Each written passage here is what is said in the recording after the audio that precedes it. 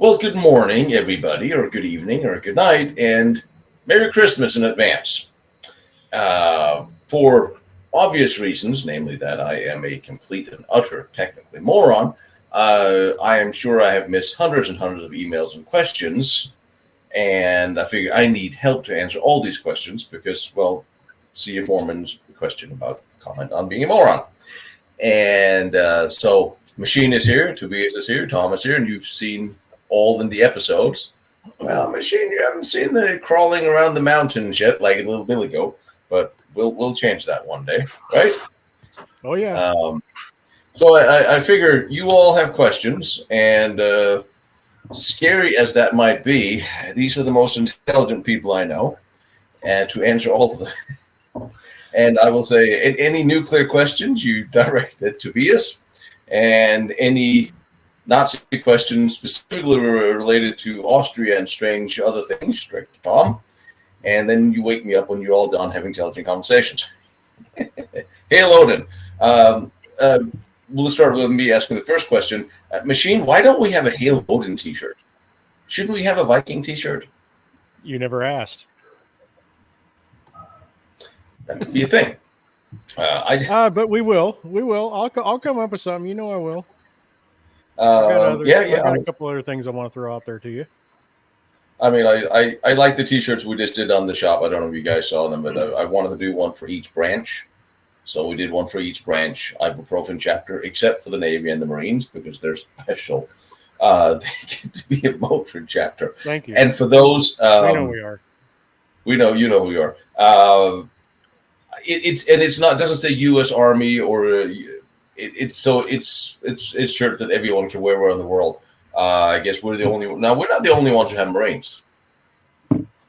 But in boot camp... Army and Air Force, we usually just got ibuprofen, but the Marines, they got Motrin, so they got a special, back to the special, yeah. So there. All right, hey, everybody. And I wanted Machine to start going through the questions, because if I have to pick them out, then I'm just going to, that's going to be really boring for everybody. Joseph P. Farrell says hi, and I'll just start saying that next week, on the 23rd, Saturday before Christmas, we went back to The Thing. You know, Tom, The Thing. The thing that Tobias needs to come out and take a look at. The thing that we don't mention specifically where it is. We went back to The Thing, and I found some radiation out there, and can't figure out where, so we can have that conversation after that, but you get it last night's a secret at the end of the year. And so there. All right. What do you got? And hello, everybody. Oh, I'm just filtering through because they've asked. There's a lot of chatter in there, but there's a lot of questions that we've definitely missed. I see that we've answered some of them. No, as you were, carry on. In the meantime, I'm well. Fucking hell. Sorry, you can't even see that. I have a coffee and energy drink. I'm sorry. I have a background. I'm at work, and I have all the nuclear codes written behind me on the wall. Awesome. Tom, how's Vienna? How are things in Vienna?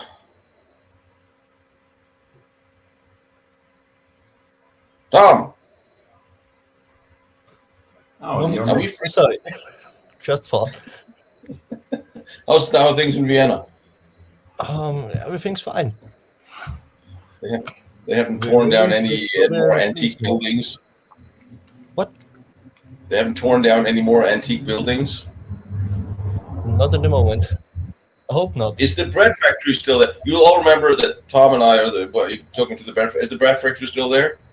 It's still standing, yes. There's some doors I would love to have from there. I don't think so. Tobias, that's what you need. Everybody, Tobias is renovating a very old building, and he's in Germany, so obviously he can't afford heat, which is why he's sitting there with a hat on. That's not even a joke. But there's some really cool old doors. I don't know if you saw the bread factory. There's some really cool old doors and ornamental things that are probably too big, but for your house, but still, there's some cool stuff there. I have enough doors already. But you don't have ornamental doors with little circular things with dots in them. Oh yeah, I see this ornamental tiles at the bread factory. I'm a bit envious. Yes. Especially especially the radio, the stuff with fluorescent. What did you make of that? That was cool. The writing, the chessboard tiles. Yeah, but I like the ones with the fluorescent paint on it. That's still fluoresces. Not gravity, correct? Yeah, sure, but normally I have light in my home, so no need for fluorescence. But you're in Germany. Soon they'll cut out the lights, and you're going to have to go with candles and fluorescent tile. All right. Maybe no wind, no sun, fluorescent paint. Yes, that's the solution. That's the way forward to less population. All right, I'm just gonna step right in it and step on everybody because Colin says, "Do you think there are any of Kamala's tunnels still hidden with any wonder weapons which still haven't been found yet? And will the Amber Room ever been found?" Fine, found. Oh, that's a double header right there. That's a double header. I have something for that, but you know what, Tom? I'll let you go with your thoughts on that one. I'm sure there are some tunnels that we have not found yet. Maybe on places where we were before. Yeah, you found something out there recently that you were telling me about. What do you mean exactly? We're talking about the general area of quartz and bergkristall out in Austria where Kamala was roaming. You out in that general. Quartz, we found a new tunnel nearby. We don't know if it's connected to the other system, and we also have the theory there's a second level above of the tunnels that we know. So what do you think? There's any chance in hell we're going to get permission to go look from the inside? I don't think so. Well, one of us is entirely small. Just strap me with a bunch of GoPros. I'll find a way in. You're a tunnel rat, right? There you go. I mean, I will say, I will. My answer to that question is interesting when you throw in the Amber Room because I'm just trying to remember what I promised to not say. Because I spent some time. I'm talking with Kamala's family, and I'm talking with the Fiebinger family, and I'm occasionally things will be said like, "Don't repeat this yet," or "Tell me," but this was not any of it. There is a map that Himmler gave Kamala, and I've seen it, and there were Himmler made notations on this map, and Kamala made notations on this map, and his driver after the war brought it back to the family with some other stuff. And there's one notation that indicates the Kamala Room. The Emperor Room was one of the things that he was tasked with hiding towards the end of the war, because who did Hitler have left to trust but him, really, even though he probably shouldn't have. So there are some pointers to some locations, and I'm not going to tell you any exactly where they are, but they're closer to Tom than they are to Tobias. We'll go with that. And also, it's a big area to look through. But I think there are things that haven't been found yet.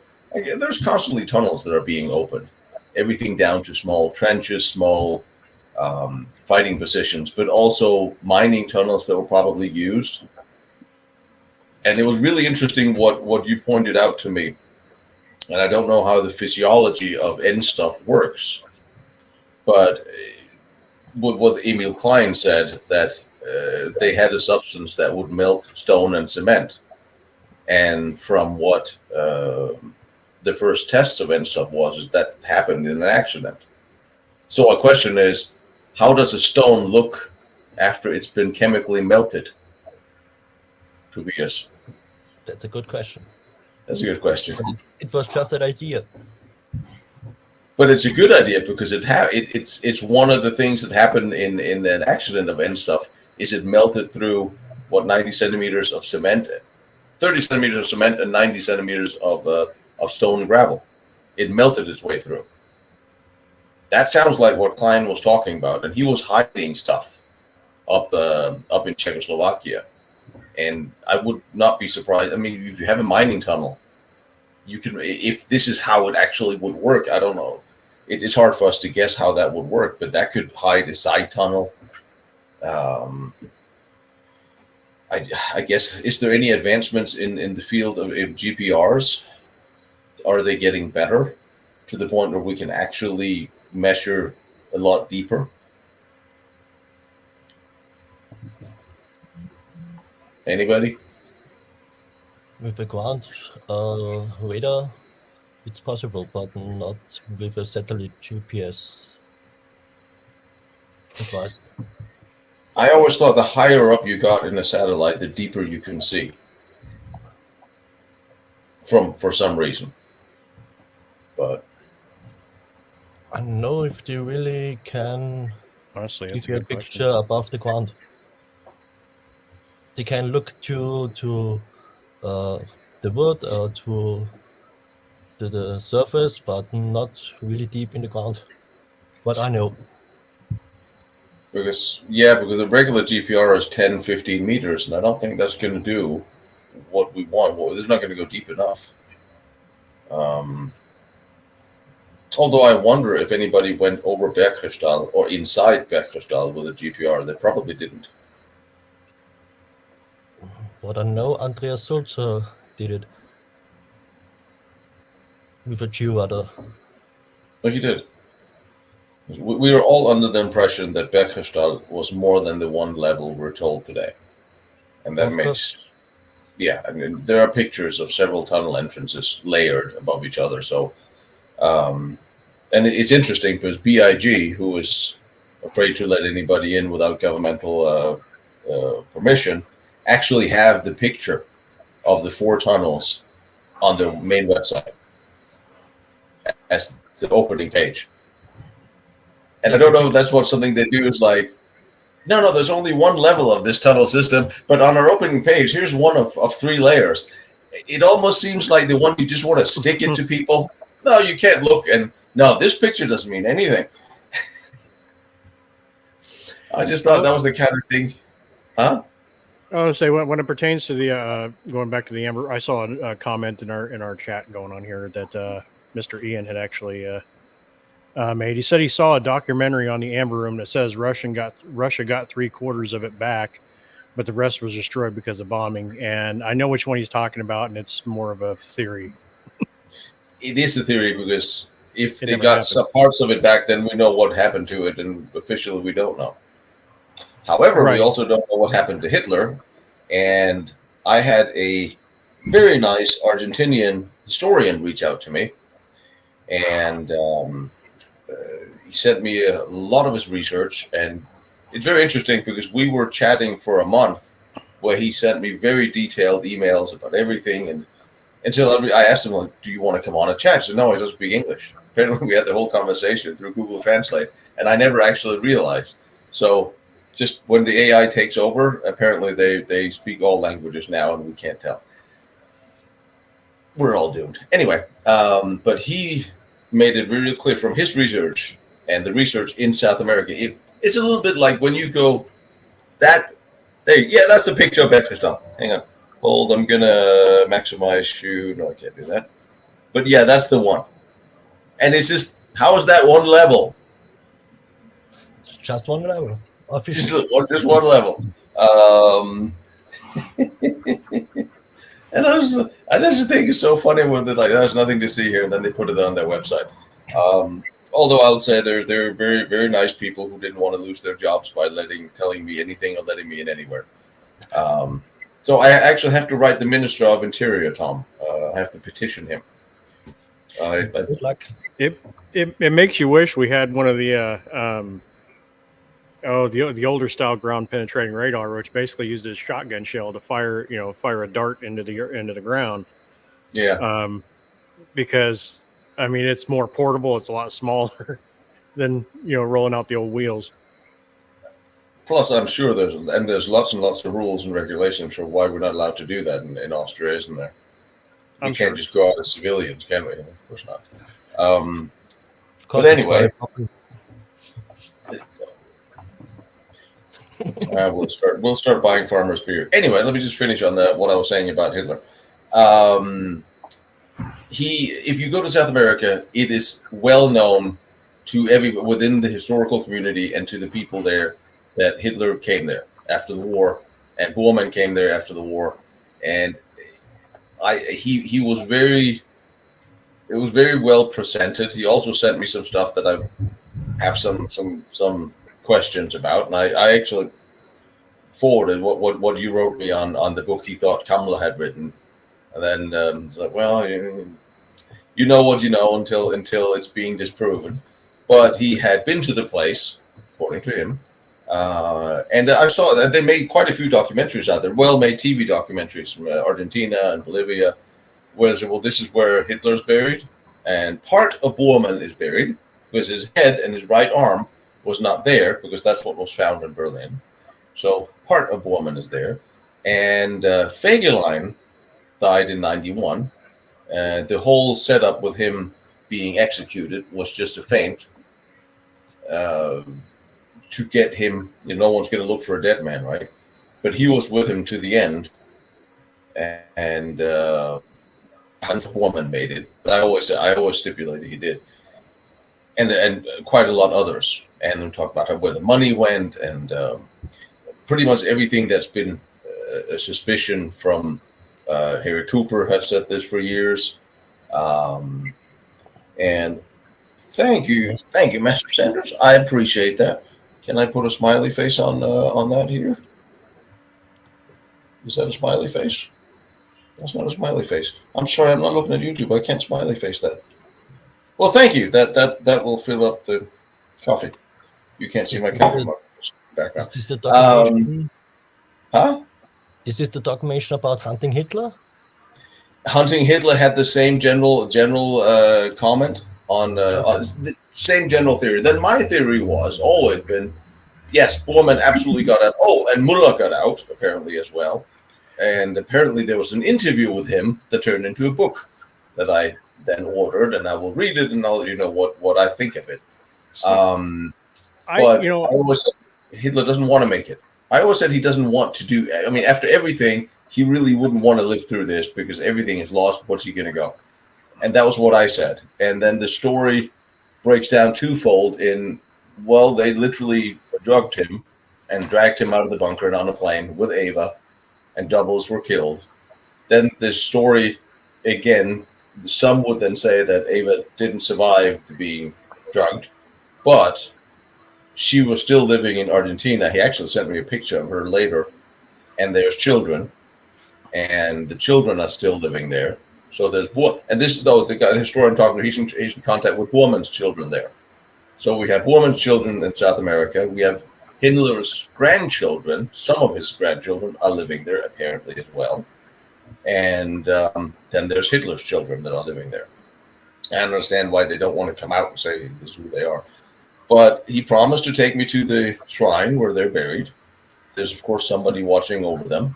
And I said, I'll be happy to go. I'll be happy to not disclose where it is, but I really, really want a bone sample. And I don't know who we can test that against, just for the sake of it. But it's interesting because when I'm in Denmark or Norway or Sweden, we all know that the Vikings went to America. We all know that. It's common knowledge. You go to America. No. They made it in Nova Scotia. That's it. No. All those rune stones in America, they're all fake. So it's interesting that history is presented differently in different places based on what local historians or governments wants to be told. See, I'm with the whole Hitler thing, though, we talked about this. I'm going with no, he definitely killed himself only because it doesn't fit the psychological profile for him to actually leave, even if he was drugged. That's why it made sense for him to be drugged and dragged. Right, but even then, he would want to resurface because that's the kind of personality he had. That was his, you know, Well, he it's wouldn't have been interesting able to that- hide for very long. Let's put it that way. Now, I don't know if you believe in. A lot of people ask me about ghosts and about other entities, and I barely believe intelligent life on Earth, so I'm not sure there's in the afterlife. No arguments there. But I mean, um, but remote viewing is something that I always found interesting, and I keep asked my Russian friends about it because my introduction to remote viewing was, well, it's something Russian girls used to go up in the mountains and they'll sit there and they'll remote view what their boyfriends are doing and have fun with it. And it's the CIA obviously believed it enough that they funded a massive remote viewing program for a long time. And I saw somebody do a remote view. I think it was Farsight did a remote view on Hitler. That, of course, they can't see who it is they're seeing. If you know anything about remote viewing, so they don't know who they're talking about. They just describe what this person thinks and sees and feels. And they saw a very old man with lots of regrets and lots of lives on his conscience. And I thought, well, that sort of fits with him sitting in the jungle in a house being miserable about having lost the war. But again, I always thought he wouldn't have made it. But the Borman money, I think, is real. How did we get away from CERN? And but I always just like you, Machine. I never thought Hitler made it out because he didn't want to psychologically. But of course, if you're drugged and dragged, and apparently Ava had some domestic problems after he died with somebody she was seeing, and there was a lawyer that handled that for her in Argentina, and that lawyer is known as well. Right, but even the radio operator was it Rus Mish. I know I'm saying his name wrong, but that's sad because I actually am of German descent.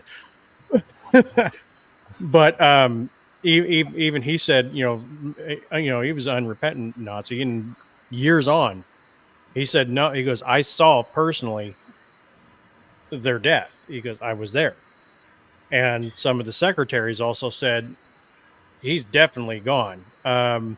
Even some of the Russians that were outside that found what was left of the fried corpse there. They even confirmed, later on that everybody that they talked to, everything that they found around there, even the evidence in the bunker itself, he was dead. But if you had two doubles that have been killed, and it's, I mean, I would say it's plausible. I mean, anything is plausible. If he wanted to get out, he could have gotten out. If they could have dumped a couple of bodies instead, that's also plausible. And for all the people around him who was exceptionally loyal to the end, for them to go to their graves lying about it is also plausible. But like I said to my friend in Argentina, I really would like to see some evidence. Because there's so much circumstantial, and it's just, there's so much guesswork. There's also a claim by, I have no idea if I'm well, I wasn't sworn to secrecy on this one. In some years, the people who are babysitting the shrine with these people, where they all seem to be interned, will open it up to the public and tell the truth in some years. Probably within our lifetimes, give and take. I don't know, Tom, did you give up smoking? Because well, we'll probably all be alive at that time. You did? Well, see, that's what I, that's one of the parts where I was thinking, though. I mean, just like every other theory out there, if this many people know the truth, they're going to slip up eventually, or they already have. We would have already known by now. And like I said, due to his psychological, profile, his nature, he would have, even if he would have escaped, let's say he did and left, he's going to do everything he can to get his face back out there again. Say, hey, I'm still here. You didn't get me. Because he's not going to allow people to know that he was defeated. That's not going to happen. And it's just not going to work. I would say that at some point in time, you're lost. If you put your head up, you're not gonna survive putting your head out there. I'm still leaning towards the fact that he most certainly didn't make it. But there's enough people in South America who say, well, And- slip up or not. They know these people were there. We know these people were there. But it's a common knowledge that certain people were there. This Nazi lived there. This guy had. It's Right. not a secret there, but just because it's not a Nope. secret there, but it hasn't been embraced by mainstream media here, other than on the fringes. Right. They didn't have to slip up. Some of them could have come out and talked. Quite a few have come out and talked outright. But they're just being disfranchised and saying, they're just kind of kooks. They really don't know. So Well- anything is possible. I just want to see some proof. Right. I'm monitoring, by the way, I am monitoring the chats and everything else like that. I'm monitoring Discord and the chats and everything else like that. So that's the reason why my eyes keep darting back and forth here. That's right. But we have a person in here, John McKinney says he's asked a question twice. It is not in there. Nobody has seen your question. You have not posted a question. If you have, I would have read it by now. It's not there. And if you posted it twice, so nobody in John, the chat we're room all nor I waiting on have you seen to it. repeat the question. Yeah. All right. He said he's done it Yeah. twice. Well, if he has, it's not here.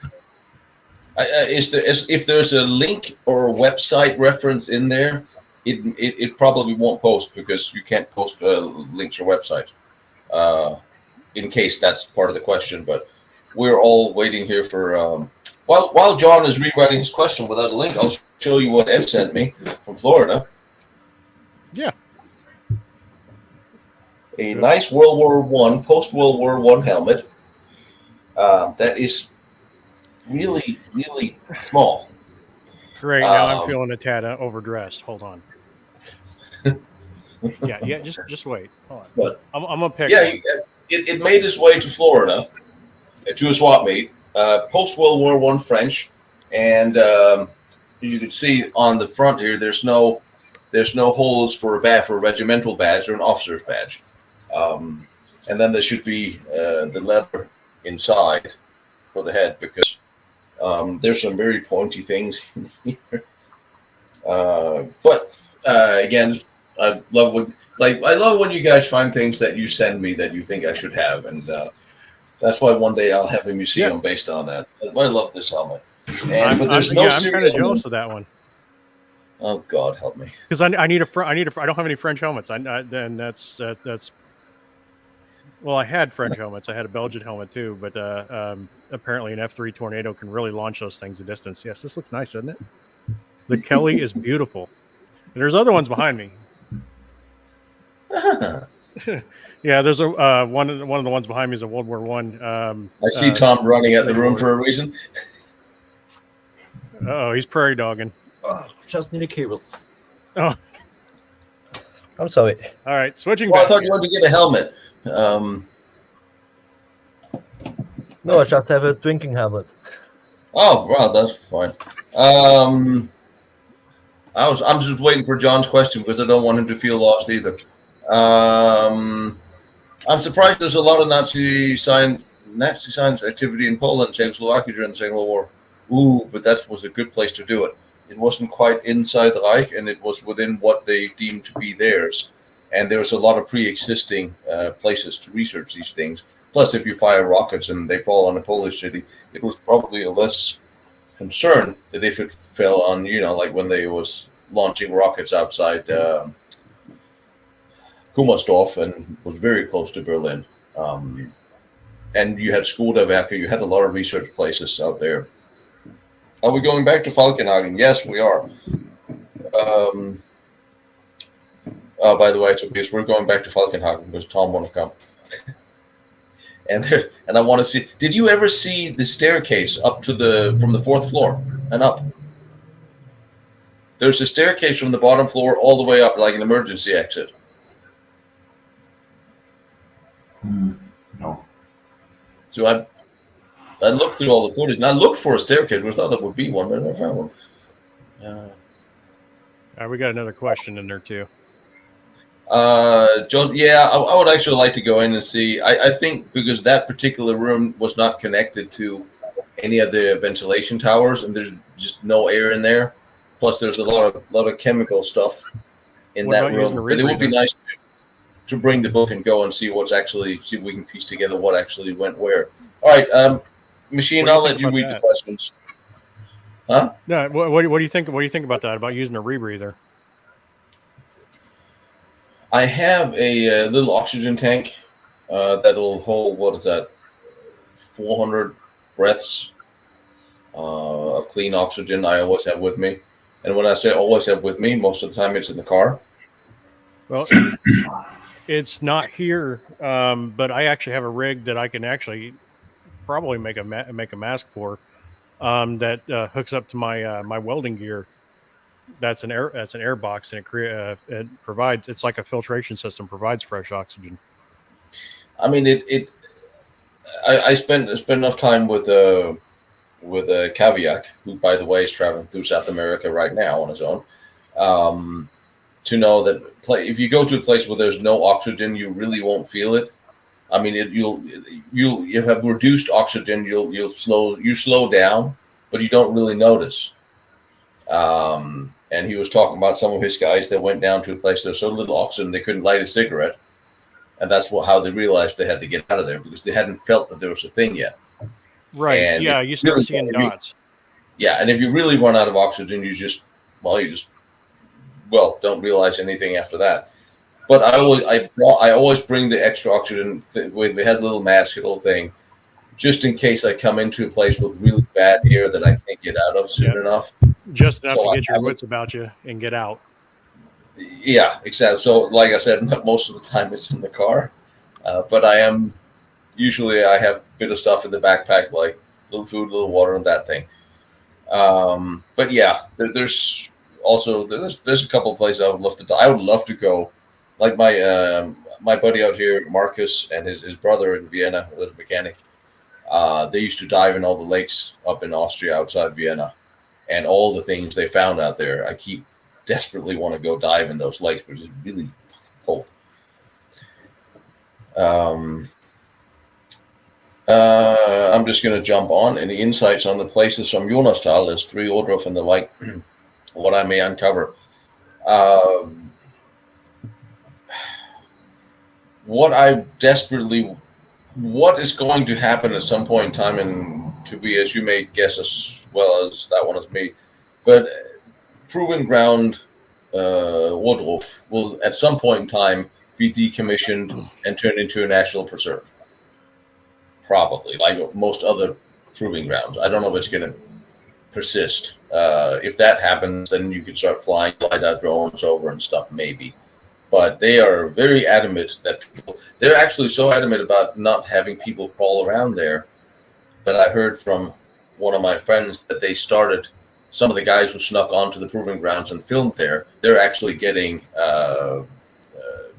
fines from the government. They actually started going after the people who are filming there because so many people are sneaking on. And I tried to talk to them directly. So, well, let's go see what's there. Let's document it for people to get so all this doesn't happen. But they seem very determined to not let people in. And I was chatting with a young guy that reached out, well, I don't know how old he is, who reached out to me and said his grandfather laid all the cabling and the electrical cables in Yuma for the S3 project. And fortunately enough, he spent enough time with his granddad, who wrote down diagrams of where he laid the cables and what cables he laid. And there's a hell of a lot more than those 23 tunnels that exist by far. And that's what he has. And he said, well, going to show me. I'm like, fine. I would love to see. And some of the things I will say that's on the notations on Camera's maps is also in that area. But it's outside the proving ground. So we went to some of them and there's nothing to see, which means we're standing on a field where, well, here was a notation, dig, LiDAR. There was a LiDAR surveyor that flew over some years ago to survey all the waterways, which means it's a very deep penetrating probe. It was attached to a helicopter because it was an EU surveillance of all underground waterways and flows and whatever it was. That should be public information because it was an EU flight and it has still never been released. But that would tell us something more because I'm certain there's more to the underground out there. And from what I'm understanding, some of this started before Hitler ever came to power. So if there's something to be found, the biggest workaround is getting permission or getting the government to at least ignore that you're looking. And if they think they have something to hide, I mean, at this point in time, it's almost one of the things where you go to the top of the country and call them out and say, hey, if there's nothing there, do you mind we look? Same thing in Austria. Typical Austrians and Germans. Nothing is permitted unless the boss tells us to. The boss don't want to because he's never home when you call. We got another one too. Same thing. Joseph, he says, with Josh Gates of Expeditions Unknown being such an avid history hunter, have you considered doing a joint episode about Nazi history with him? I talked to Josh Gates' producers, and they reached out to me a few times, and sometimes they'll reach out and ask if I'm doing anything anything specifically interesting that we could drag him on with. And like, yeah, of course. And I hear good things and bad things about him. Also, I mean, he does a commercial TV show. Right. That's what I was getting with. Yeah, I mean, it's fine. I mean, of course I would. What was actually more fun is another TV show reached out to me. Holy shit, what's his name? Old guy from Star Trek. William Shatner. Yes, William Shatner has a TV Yeah, we show. talk about this, and they reached out to me and asked if they could have use some of the footage from Rus. And by the time I wrote them back, because instead of writing my actual email, they wrote my company mail that I also never respond to or even read. It took me a couple of days. So by the time I got back to them, they found something else they could use. But we are in contact on other things. So, and I have taken 20 episodes of Great Forts and re-editing them for TV. For the sole reason that was try to sell them. 3 years ago, YouTube commercial revenue was actually pretty good. Okay, we also had this old glorious thing of COVID where everybody sat at home, watched TVs. That certainly made it good. 2 years ago, it was okay, especially over the winter months. And then summer is pretty crappy. This year, it's gradually getting less and less, especially in the summer. It's like down to like $200-$400, which is not really feeding any dogs. So I'm trying to figure out, well, what can we do with some of the stuff we shot for TV? Maybe do TV sales, so that will pay for the trip. It's all about gas, and I don't want to rent a car. That's why I'm trying to get a little place in Poland and buy a car, so I have a car, so I don't have to rent a car out there anymore. It's all about trying to save money and still be able to travel and do what we do. So we're really pretty much living on the donations and the memberships and the fans who are a member of Patreon or Lost Battlefields. And so if I can sell something to TV or to streaming and make a little extra revenue so we can keep doing this, absolutely. But all right, we got another one. How has the last year's exploration changed or solidified your opinions in World War II history? Well,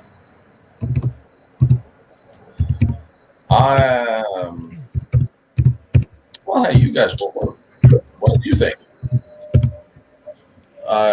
For me, I spent a lot more time in Poland, where I found a whole lot more fortresses in World War II and I and pre-World War I history that I absolutely fell in love with, because there's so much stuff in Poland to see that most people haven't, and that are all like. And I haven't started showing you guys the forts around Modlin, around Warsaw yet, because I haven't finished the episode about Modlin, which is the longest barracks in Europe.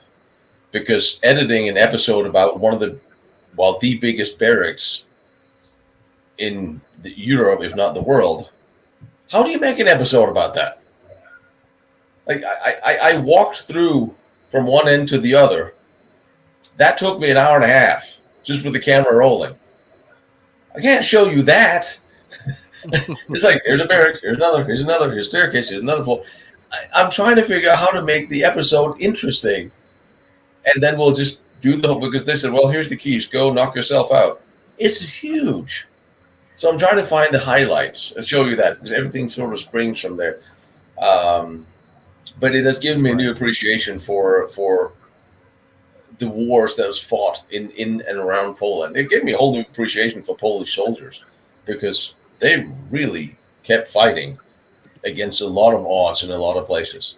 And I'm New Year, I will have a couple of documents of let's go to hell. Hell. There's a KFC in Hell that explains everything. Hell is, I have to say it that way, is a little peninsula in Poland. And it was the longest fighting place of the Second World War. They held that peninsula until all of Poland had surrendered. Like 33 days or something. And that little peninsula is full of bunkers. You have bunkers before, from like World War I era bunkers, Prussian bunkers. Then you had Polish bunkers. Then the Polish got vanquished. Then the Germans built the huge 400 millimeter cannon positions, like in France. In fact, the Lindemann battery was installed in Hell before it went to France and became the Lindemann battery. That's where it fires its first shots. Then eventually the Germans were vanquished and the Russians moved in, and then they built positions. It's one. It's fun to edit because I'm stumbling through 4 different armies of military installations, underground tunnels, firing positions, and there are two. God, I hate this digital background. 2 of the German rangefinders in place in this place. I thought I was lucky finding 1. There are 2. So there's stuff that's hiding out there that I thought maybe History Hunter had found a rangefinder up in Norway somewhere, but finding 2 next to each other was fucking awesome. And then the Russians took the German rangefinder and then they turned it into a nuclear shelter underground underneath it. It's just, and I was like, it was awesome. And like I said, going further east, there's so much interesting stuff.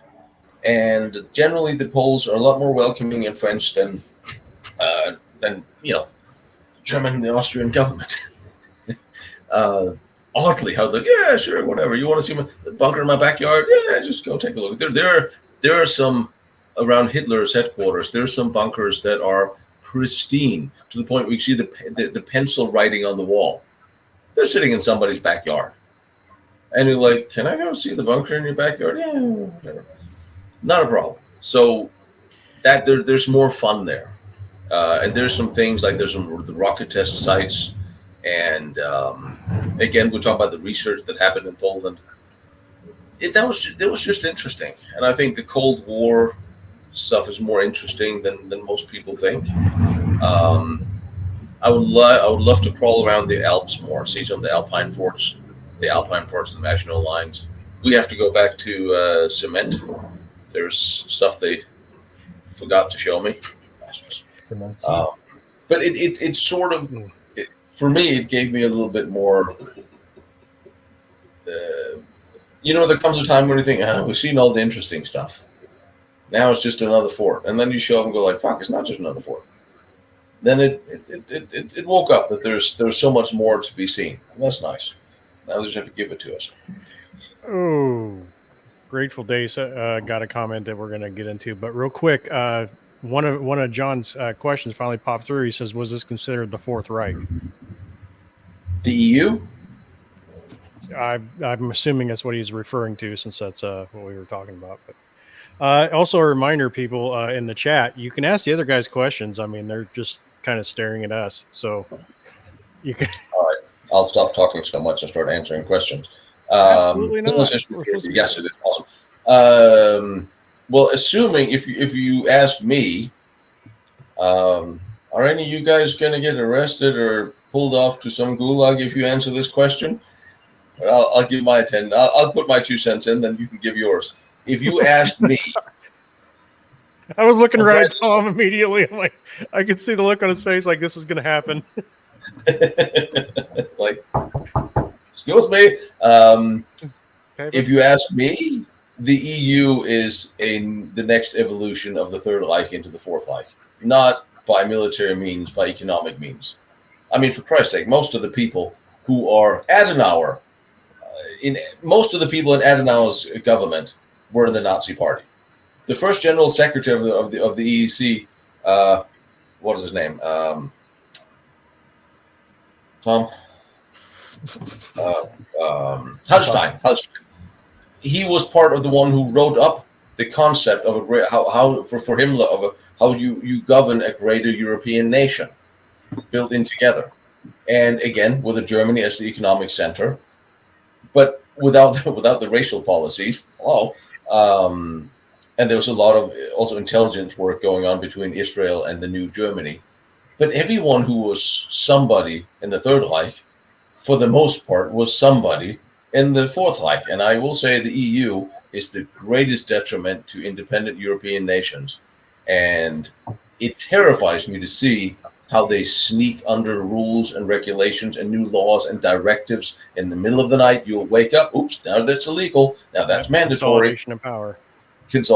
And they keep passing these bills like 5G. Now ask yourself, or ask your local government, or who actually decided to raise the acceptable limits for the radiation 5G towers pose 100 times without any clear medical research into if this was healthy or unhealthy for people. It just happened overnight, and there's a couple of politicians in a country that should remain unnamed, because I promise not to mention that, who got fired because they said, no, we need to research this. But the EU, no, we don't want to talk about it, but we're going to do it. And now they're trying to ratify and change new treaties without actually putting this up to a vote. You're run by an unelected committee of people you don't like, who has no idea who you are, who's passing laws, and now they're going to tell you can't eat meat. Come on, look at Tobias. He's sitting there freezing his ass off because he can't afford to heat his home. Is that the Germany you thought you were going to have? So now you can give your answer. That was mine. Yes? You're sitting in the middle of it. Oh, yeah, it's just the office, so it's not heated at the weekend. Don't worry.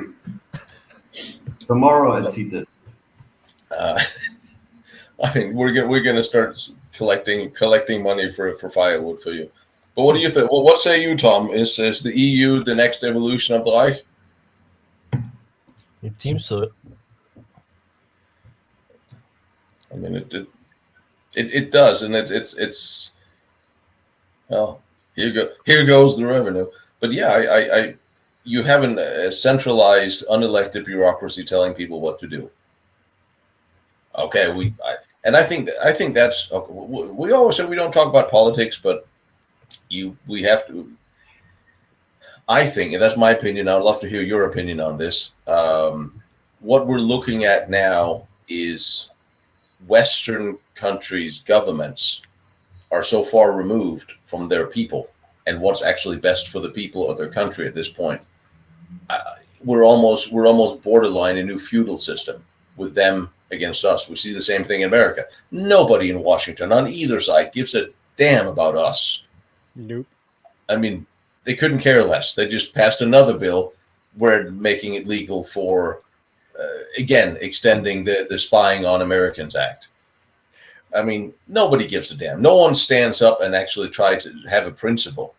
I see the same thing in all of Europe. I see it in the West, especially where I see there's a division between those in power and the run-of-the-mill people. And I don't know how long that can stay. I mean, at some point in time, I mean, and the more they strengthen the control of speech and EU of media and speech and internet and control, you want to go to the 15-minute cities where you're going to be controlled of where you can go, and everything that makes human beings human is freedom, and the freedom to be human, and the freedom to travel, and the freedom to speak our mind without being punished. We don't have that anymore. And at some point in time, is the desire to be a free human being or to be fed in a cage, which one will win out? I know what the communists or the Marxists will say, but Yeah, and you what know do you what my answer to that is. yeah, but I won't say it on here, but you know what my answer to that is. Some of us are still part of the old breed, but going backwards with that too, because you brought that up when you were talking about Poland. There was a comment in the chat room I think is quite interesting, and I want to get your opinion on this. Yeah. They said the whole war really was more their fault than anyone else's, though. It gets old seeing the Poles treated as heroes facing completely unjustified aggression. the Poles, the war against the Poles was the Polish fault. Yes, that's what they were referring to. All right. Well, I don't think we can run away from the fact that they didn't actually attack the radio transmitters. Just saying one.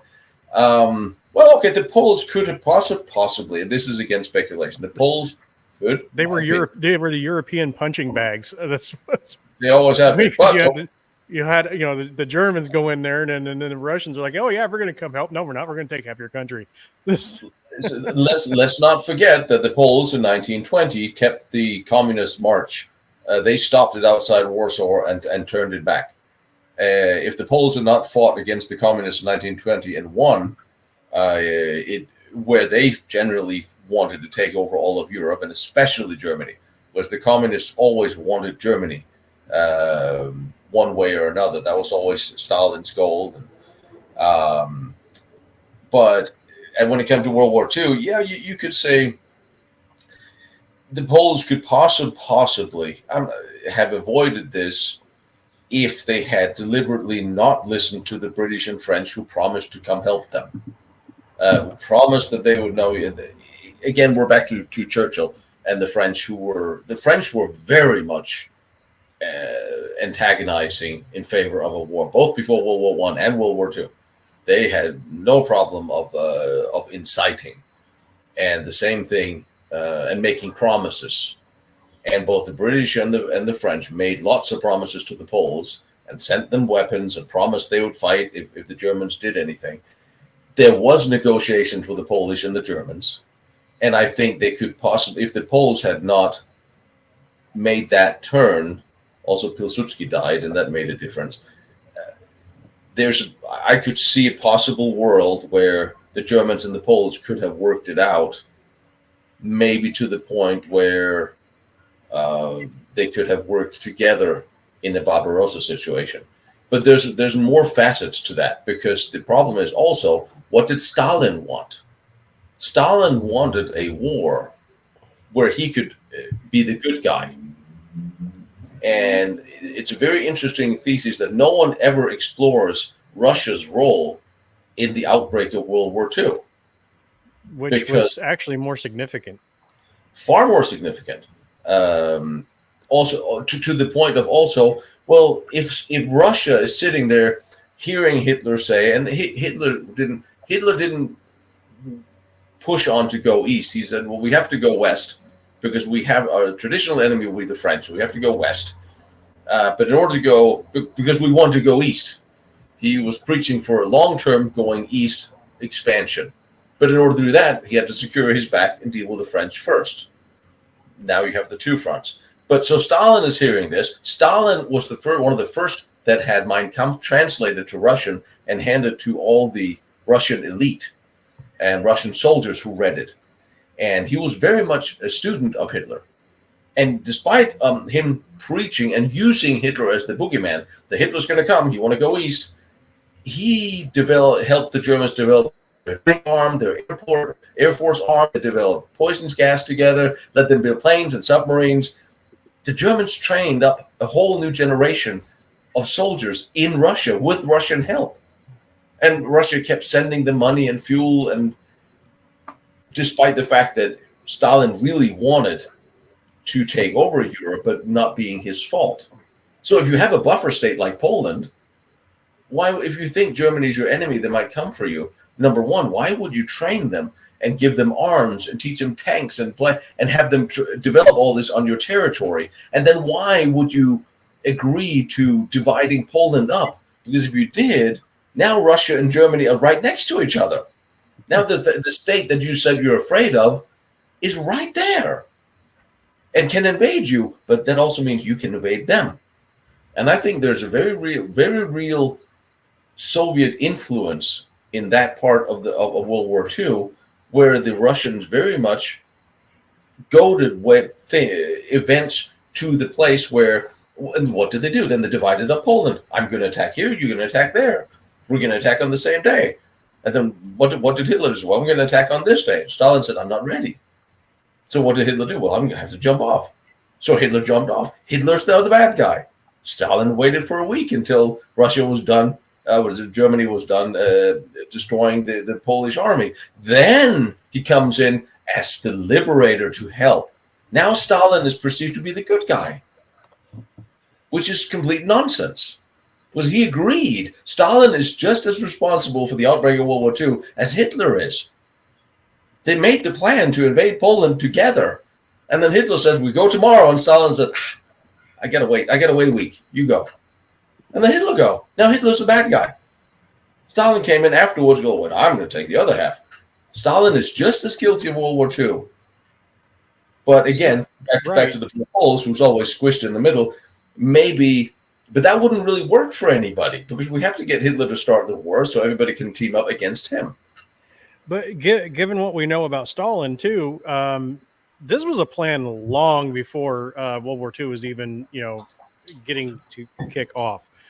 Almost immediately, there was signs that Stalin was wanting that part of the, the nation anyway. So there's a lot of things there that people have missed, especially like with Poland, the Czech Republic. It all comes together and it all starts. I mean, it starts even predating Hitler getting in power. But I don't think the outbreak of World War II is the Polish fault. I'm sure they had excesses against German minority. They certainly did excesses against the Germans afterwards. I have heard from several old Poles that it was much to prefer to have the Germans there than the Russians before, during, and after. But still, I don't think we can blame Poland as a nation for being invaded.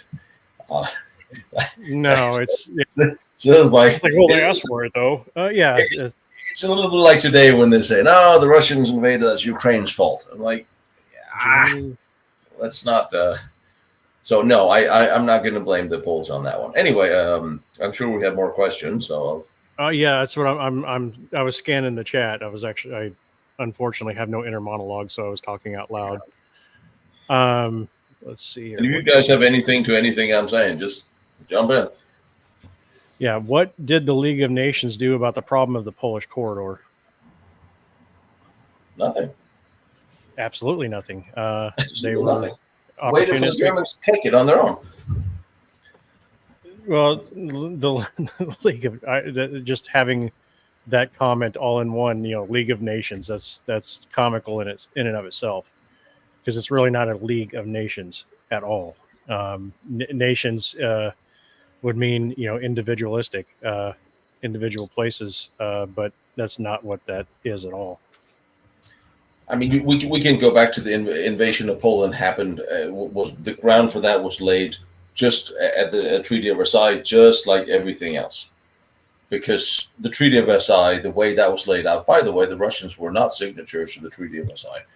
That laid the foundation for the Second World War. And also, you took away so much of Germany's territory. You practically dissolved Prussia.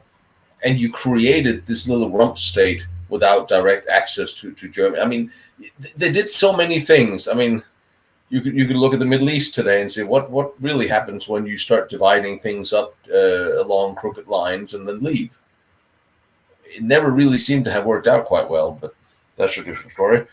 Hang on. Is the league on... Hang on. is a league, or am I wrong? I think. Did I miss part of the question?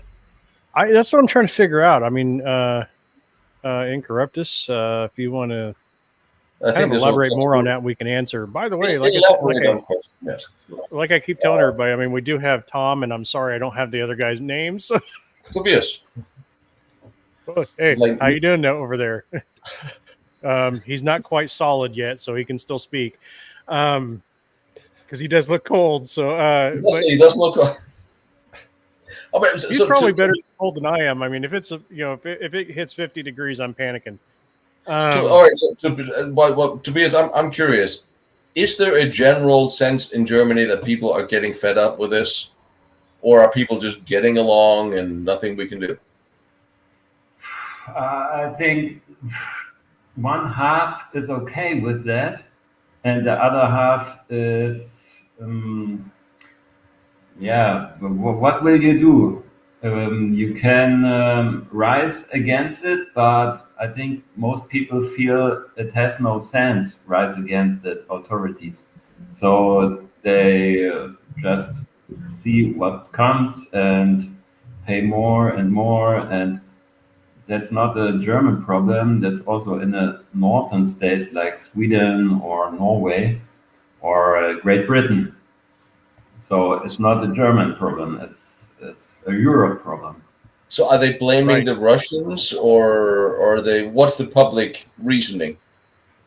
They blame the parties, the Greens, the SPD, Moral, and the FDP. So good. I mean, I think when the politicians make a decision and you have three parties, there's always a different decision in each party what to do. So one decision with three parties is not possible for me. So that's the problem we have. Is any of them actually fighting for common sense when it comes to this whole green nonsense of let's get some more gasoline and coal, and let's have some power and work this out slowly? Is there any common sense here? There's no common sense. I know politicians and common sense. That was a stupid question. So do you think? I mean, I know I say the same thing about Germans. There's nothing we can do. They're still too comfortable. Everyone is still too comfortable. Yeah. So how far does it have to get when they can't feed their children, or they can't fuel their cars when it's almost too late? How far is it going to go before? Is there even anybody they can vote for? At the moment, we have also the problem of there are not enough employees to do different works like in a bakery or in just a store. Yeah. So what I asked me, why is there so much unemployment, but the people are not going to work? They are studying. The young people are studying. 10 years ago or 20 years ago, young people get out of school and maybe 30% are go to university. Now over 50-60% want to go to an university. So who will bake your bread, go on the field sitting in a tractor at 4 a.m.? I think there's too much luxury, still too much money. So in case we have no money, then the people start to go to work again and left the university, because now there's too much luxury still there. That's a very good assessment. I'm curious. So because when I went to college, I had 2 day jobs. Do they work next to school, college, university, or do they just live on grants or loans? Again. Do people, when they go to college or university, do they have a job next to it?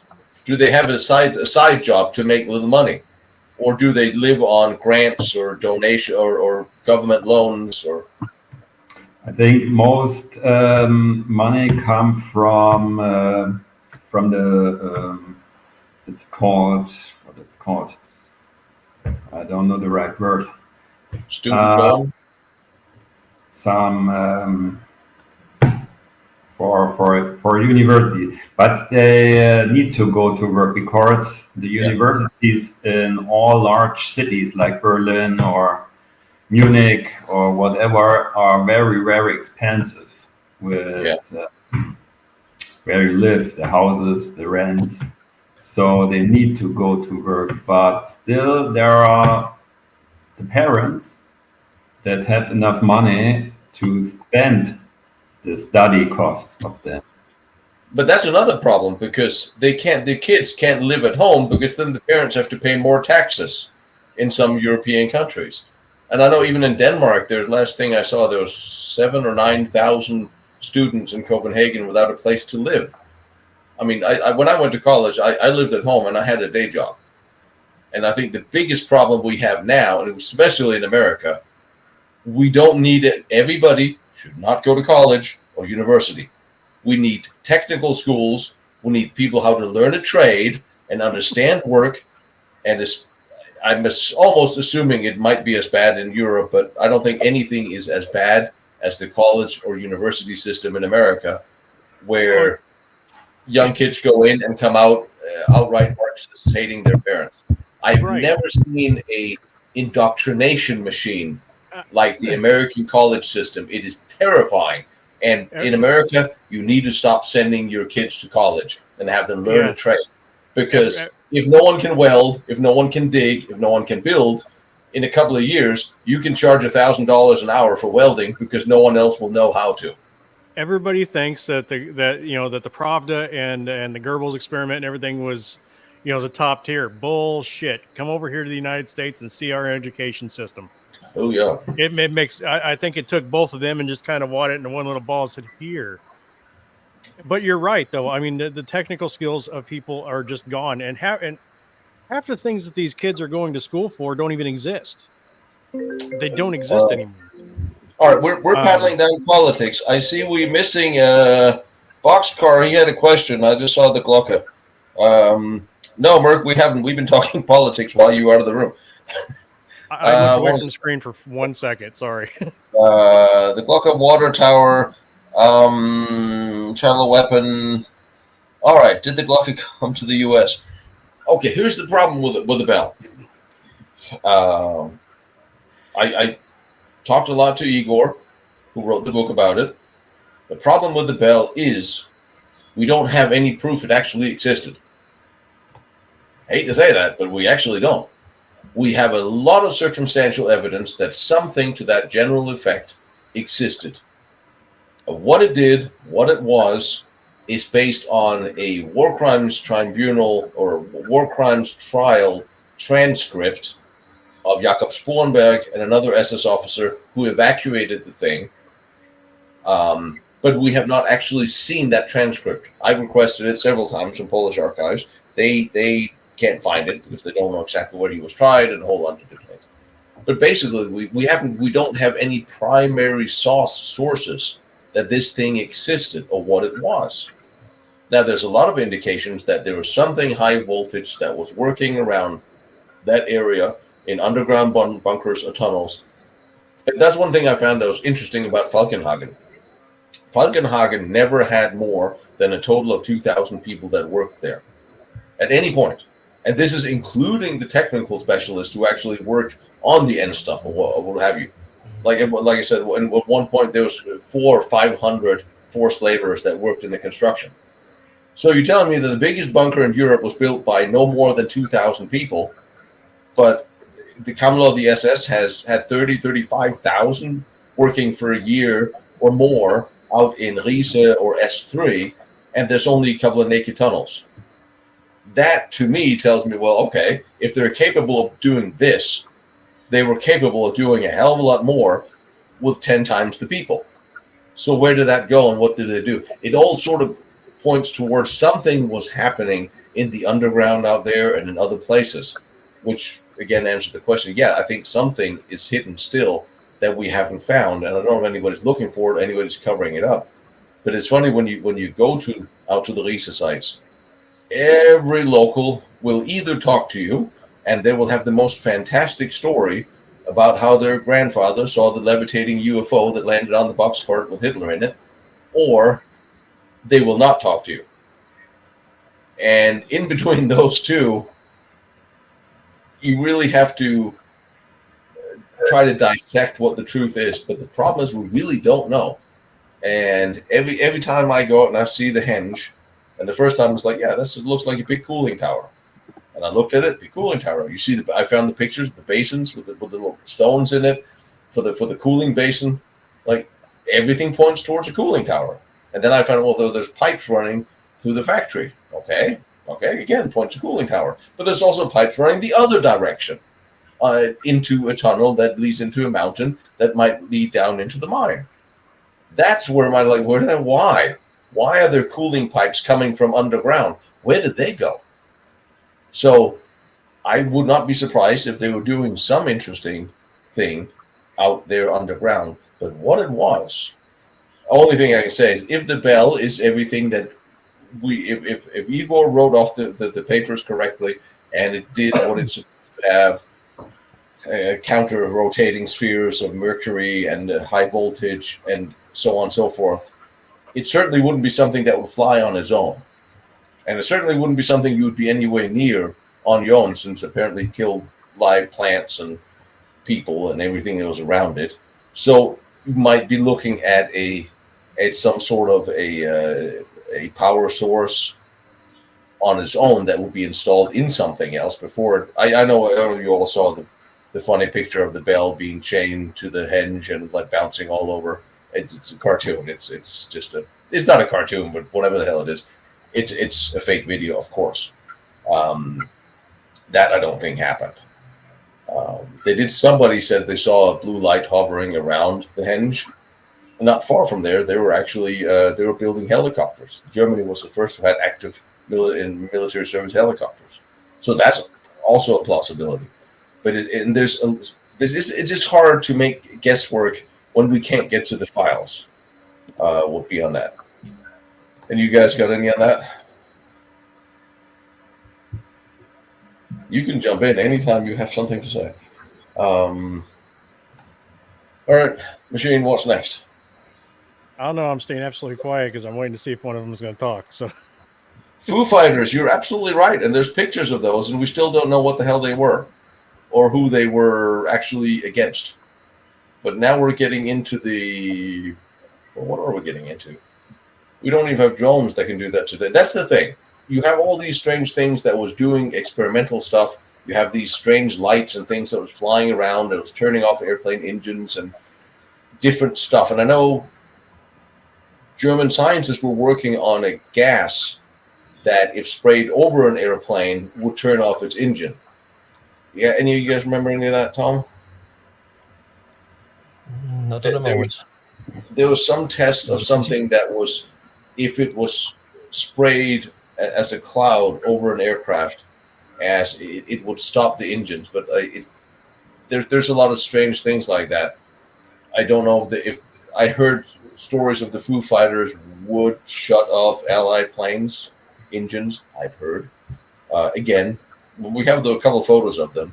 But if we then go back to now, we don't have technology that can do this today that we know of. Short of the secret space program that I'm pretty sure exists somewhere, because that $22 trillion that disappeared from the American budget since 93 or 91 must have gone somewhere. And it can't just be like a string of Epstein Islands. Hillary. yeah. Well, let's just ask Katie about that one. We have one in here. Steve says, do you think resistance you get from government officials when you ask for permissions is due to fear of social media attention and backlash? I think it's due to them being afraid of being fired. It's a government official that lives in the world of bureaucracy, and you never get fired for saying no. What do you guys think? Tom? Repeat it, please. I said, why do you think we have such a government officials? Are they saying no because they're afraid of bad publicity to everything we ask, or? I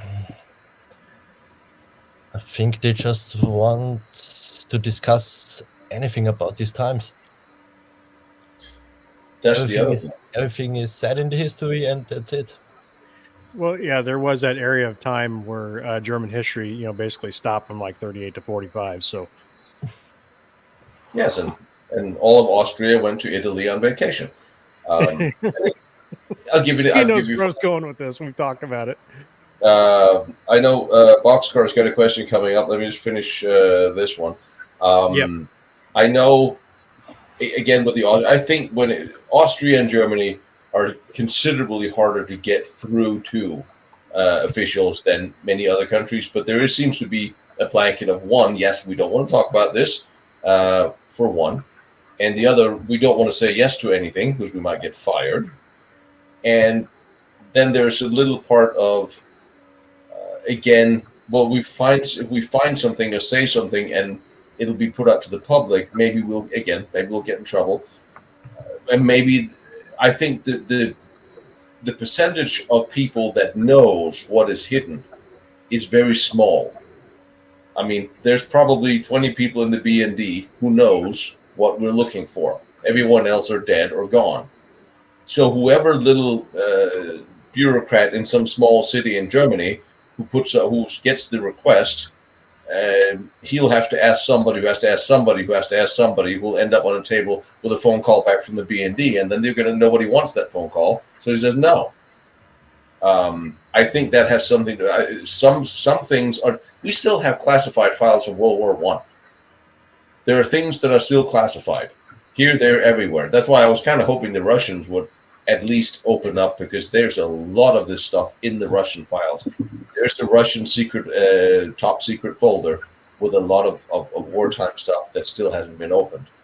And I don't know what we can hope for that some change for this to happen, because I don't see Austrian or German governments changing. And I think they love when filmmakers makes outrageous claims or talk about Nazi UFOs, because it makes the research topic, it makes everybody looks ridiculous.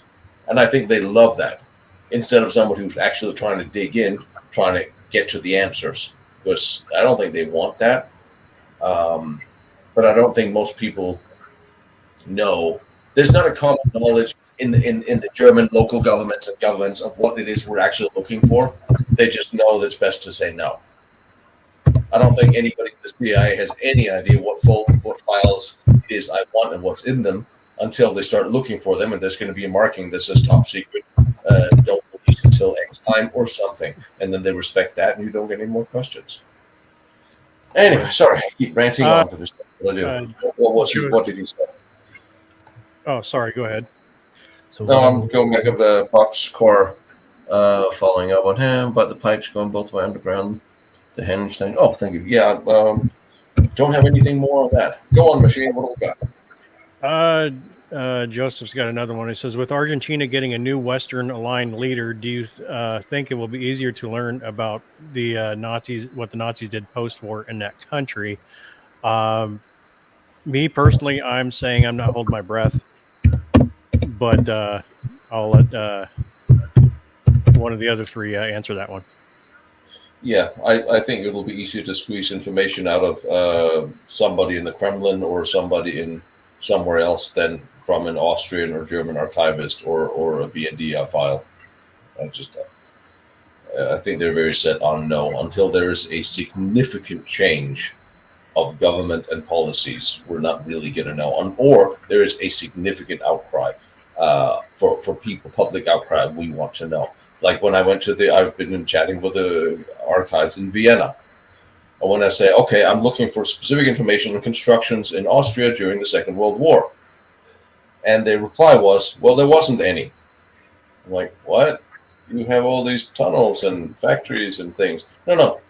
the only thing that the only thing they have in the Austrian archives about Austrian construction during the Second World War is what the Austrians did. So yeah, but you have all these bunkers. Yeah, but they were built by the Germans. We don't have them on file. Like what? Like what the hell are you talking about? That was the response. No, it wasn't built by Austrians, so it's not Austrian. Like, but it's still there. No. Then I told them in the archives. Yes, well, World War II, that was his section. So okay. So at some point, Tom, I don't know if you can remember the date. So the Americans handed over all the World War II files to the Austrian archives at some point. I don't know if that was in the 90s or at some point. They gave it all back to them. When was that? It was before.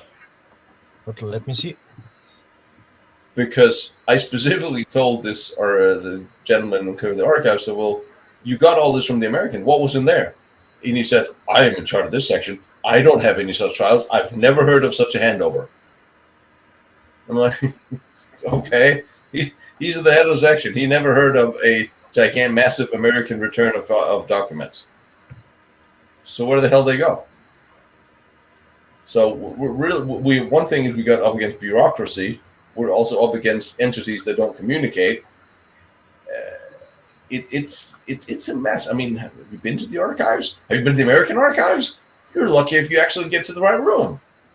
And especially now, it's not like they're dyed-hard in the wool archivists that are working in these places. Like Tobias said, it's hard to get good people to work in places. Not a whole lot of young people. Well, what do you got? 1966. 56? 1996. 96. 1996. And the guy never knew. It's like a lot of young people, they don't grow up to want to be archivists, I guess. So, anyway, what else we got?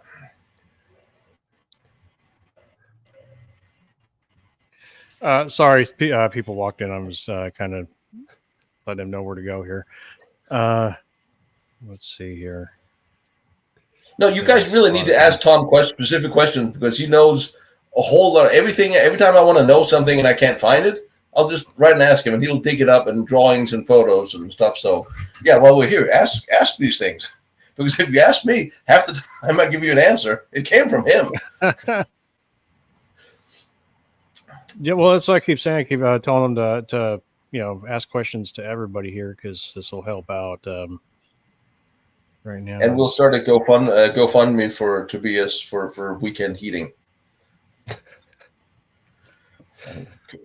Could you get a weekend girlfriend maybe? Please? Yes. Could you get a weekend girlfriend to keep you warm? Is that a thing? Oh, possibly, yeah. I mean, body heat is a real thing. I mean, just ask the Eskimos. Normally, I'm at the basement. Today, I was at the attic, so there's no need for heating here. Did you get any insulation in the roof yet, in the walls? Yes, about 120 millimeters. So Okay. I hope it works. I don't know. Turn on the space heater and see if it works. Where's Machine at? Oh, he's cold and I'm sweating. He's talking to your dog. Question. My most surprising find in 2023. Honestly, the most surprising stuff I found is how much cool stuff there is in Poland. And I hate to keep saying how cool stuff there is in Poland, but there really is. I haven't started showing it to you yet because when I started sort of hinting in an episode that here's these 3 really cool forts and there's so much more than this, I was looking at the views and like, well, you really didn't seem to care much about that. So, all right, we'll go back find some German bunkers. And I crawled through all these forts outside Warsaw and Modlin, and they are just awesome. You have 19 different forts that are all built individually. None of them are the same, which makes them a stupid amount of fun to explore because there's not really any specific plans per se of how and what and why. Love that. That really was fun. And I'm kind of there's a lot of stuff I want to see more in Ukraine, and wanted to go back, but also I'm like, I don't really see a whole lot of. You gotta remember, I to one degree, I go find all the things I think is fun. On the other hand, I also try to present to you guys what you like to see. And if I'm seeing that, well, a month later we only have 5,000 views, I guess you don't care about this, then you get to wait a little longer. But I still would love to do tours in Poland. Anyway, I cannot help the end stuff might have. Hang on. Stop it. I can do this. What do we got? End stuff might have had gold, silver, sort of dissolved in it, either for transport of gold or silver, gold, silver. I don't think that is possible. It because you really couldn't get if you try to hide anything in a canister and stuff. Well, if it's a small place, it might not actually come out. Plus, you might kill yourself getting it out of there. And we still make end stuff today. I do think that end stuff played a bigger part in the Second World War than we've been told, because why would they build such a gigantic, monstrous place to produce something that nobody apparently wanted?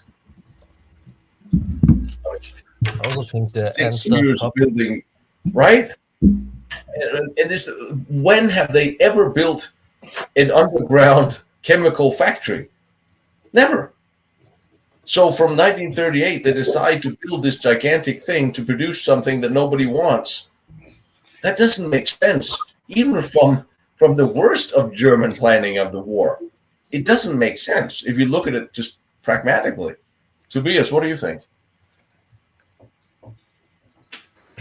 Again, please. I was lost in the chat now.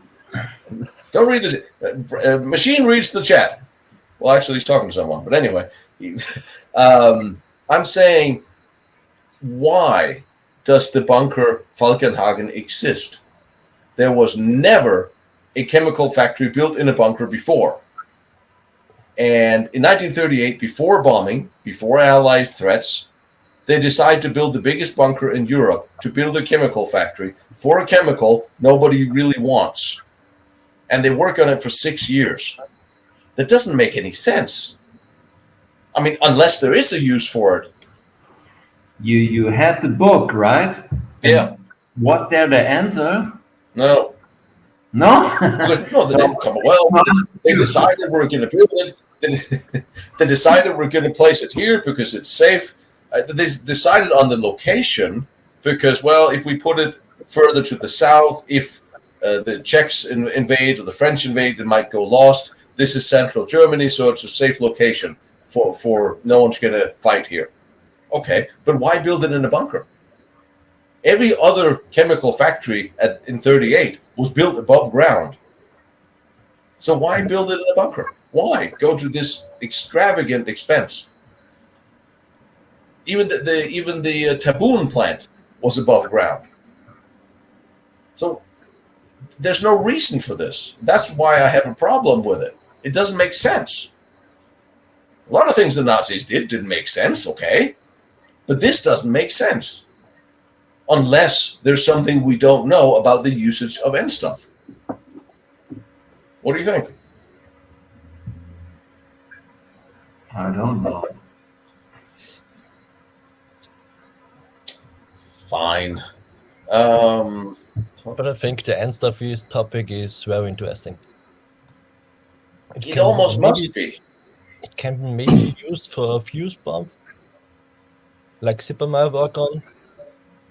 Yeah.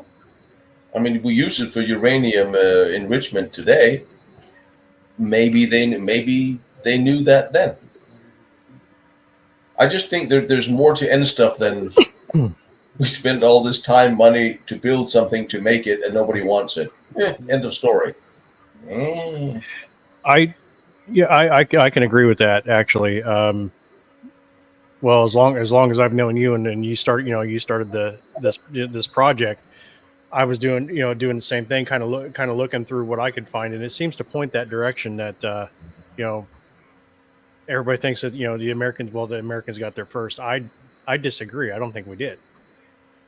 No.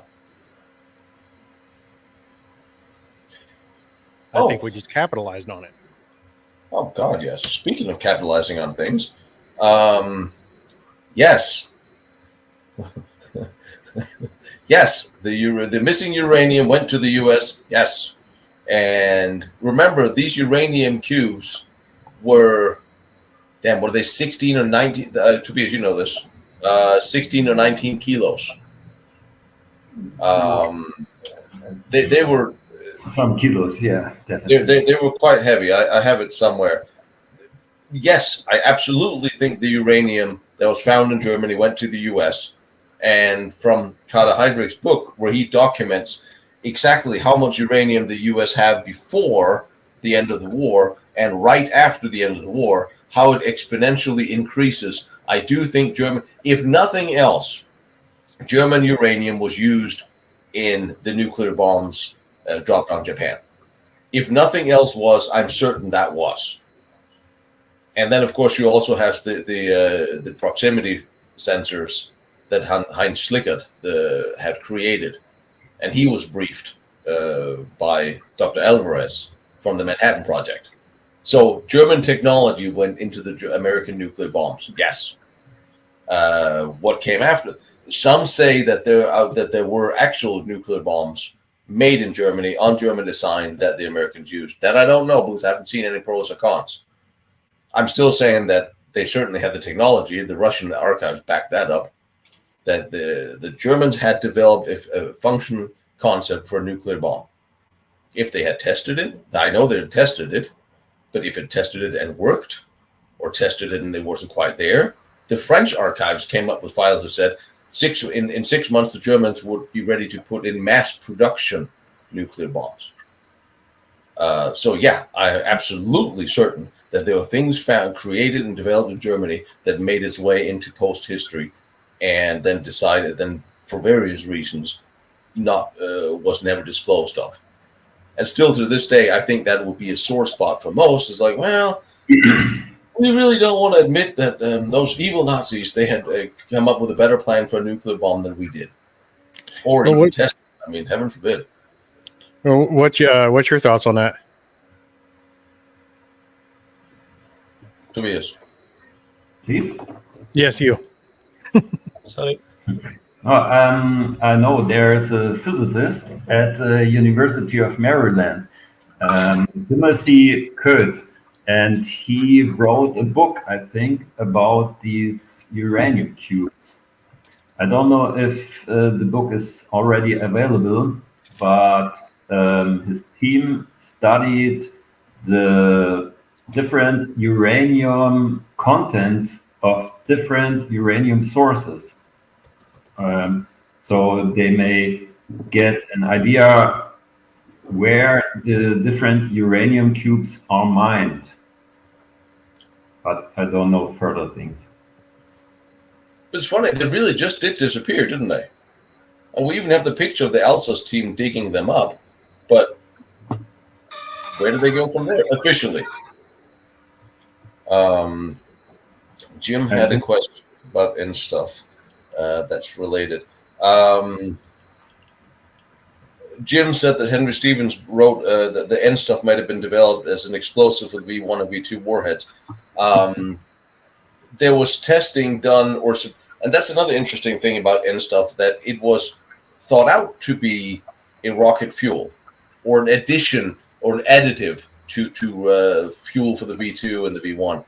And what I found was interesting is that was the whole concept, but Schumann didn't have anybody available to go to Peenemünde to give them enough to test it. The rocket program made they turned down N stuff because of a mathematical formula, not because they actually tried. And I thought that was very strange when I read that. Is that they were, of course, asking, okay, well, then send us some N stuff and send us some people who's an expert on it so we can work on it and try. They couldn't spare enough experts to send to Peenemünde to try to see if it will work. But that was the whole official idea behind it. It's like, Brandon, I'm going to make you a special cup of coffee. It's going to cost you $100 million to make, but you really can't test it because I don't have enough for you to try. Is that okay? No. But I asked Joseph about it. He thought was an addition, and it would be an additive to explosion. Now we're talking about hair fuel bomb type thing. Yep. Well, and along those lines, Incorruptus does have a pretty good question here. It says, when we have our answer to why the chemical factory was built in the center of Germany. The location was picked, and Tobias, correct me if I'm wrong, as a safety because it was developed in 1938.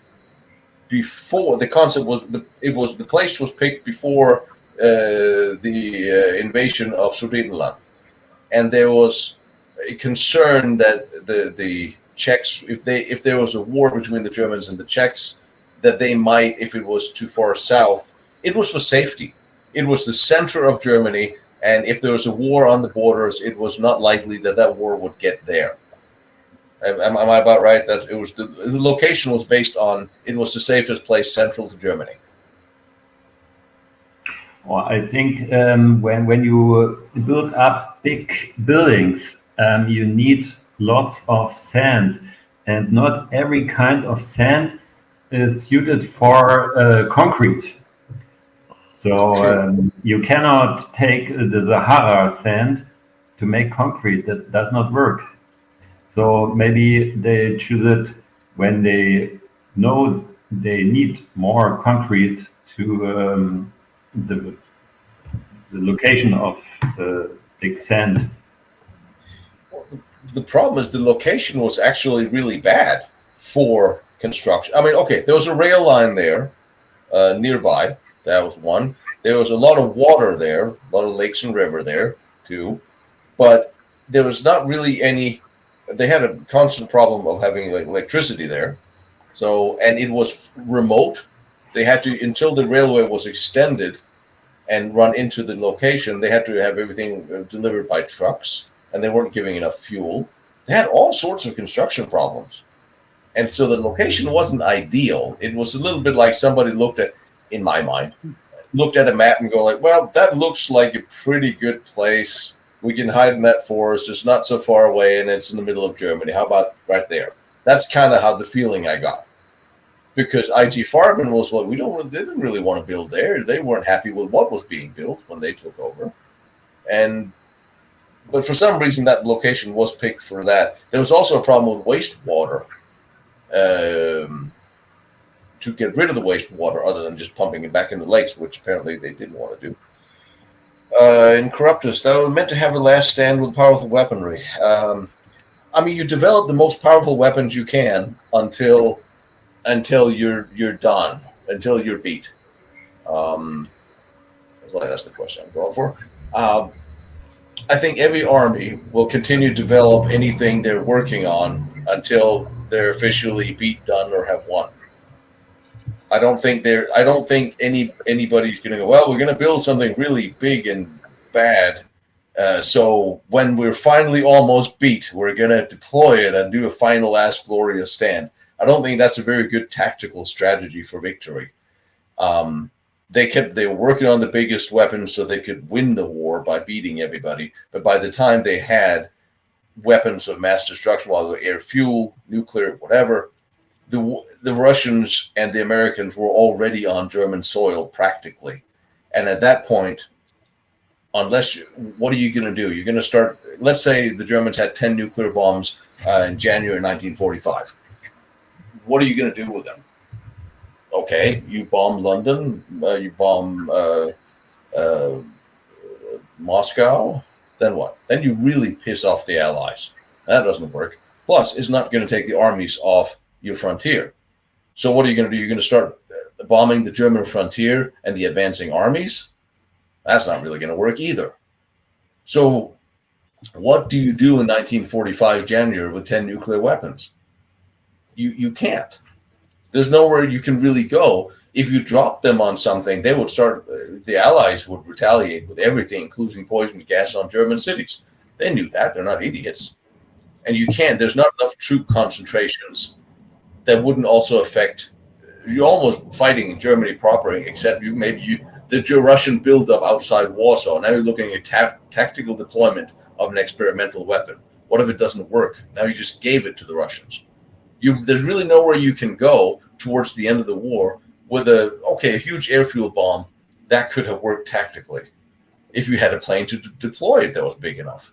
Now you're running into that. How are we going to deploy it? We want to bomb New York. Don't have any planes will get there. That's why the rocketry. But so I think then smarter people, I actually think cooler people, cooler heads started prevailing. Or, okay, now we have these super weapons. We are going to lose regardless. So let's use this to trade. Let's use our technology to trade for our safety, our families, the survivability of what we can save. Which is really all you have at that point. What do you guys think? You agree with that? Yeah. What are you laughing at, you Muppet? Well, you just partially heard my ringtone, and it's very inappropriate. But we're talking about the end of the world here, and you're sitting there laughing. Jeez. Yeah. Sometimes. I believe Tobias has got something he would like to jump in on there. Oh, shoot. Take his calls. So. What have I got? No, he's taking calls. Great. He's just leaving us hanging. All right. What? No, I have a question. Yes. Let's discuss the flap doors in that Falkenhagen tunnel. You remember the picture with the flap doors still on site? Yeah. What I mean the valves. These the large tunnel with these flap doors. Yeah, the orange doors. That leads to the rooms below this level. Yeah. What's the sense to make such wide doors? And you see below the hinge of the flaps, there is a tube, some kind of water hose, I think. Yeah, there was a pipe.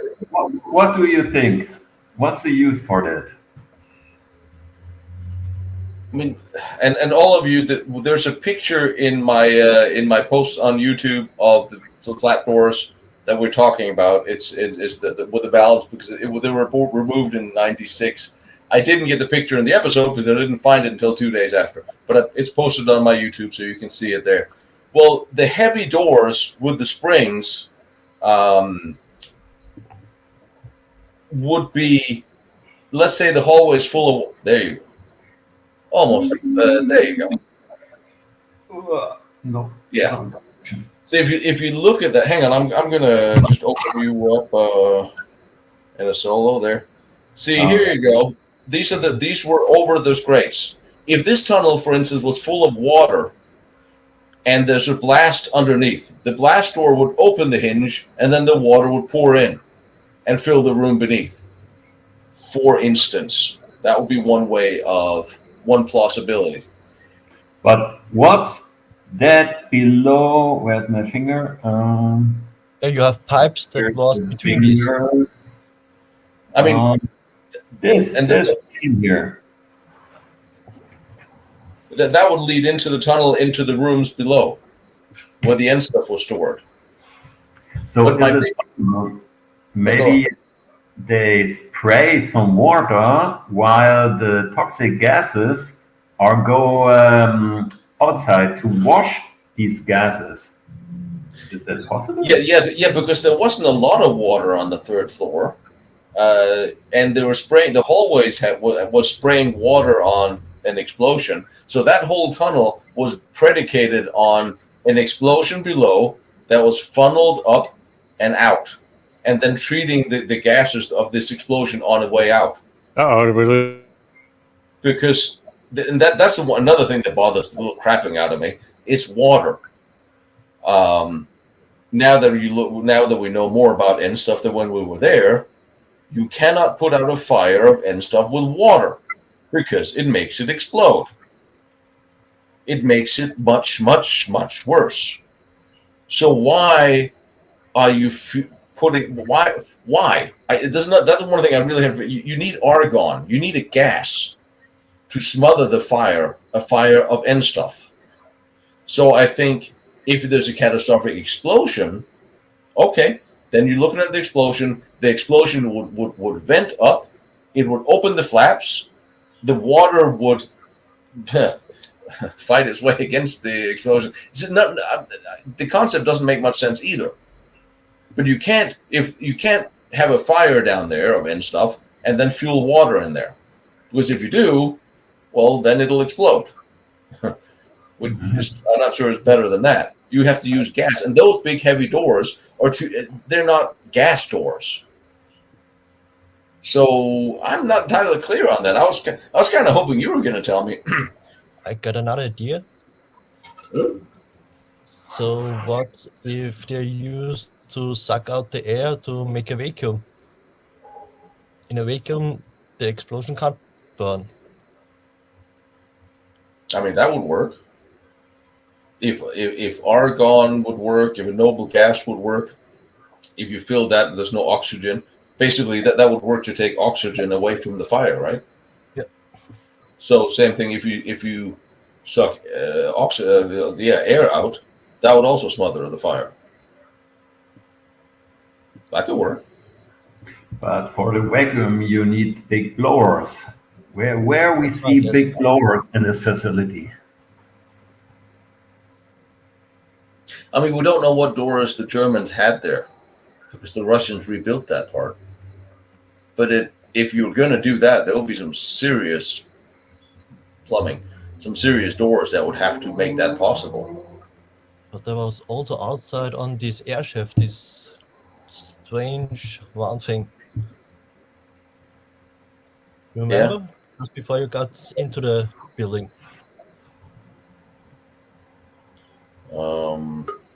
There it is.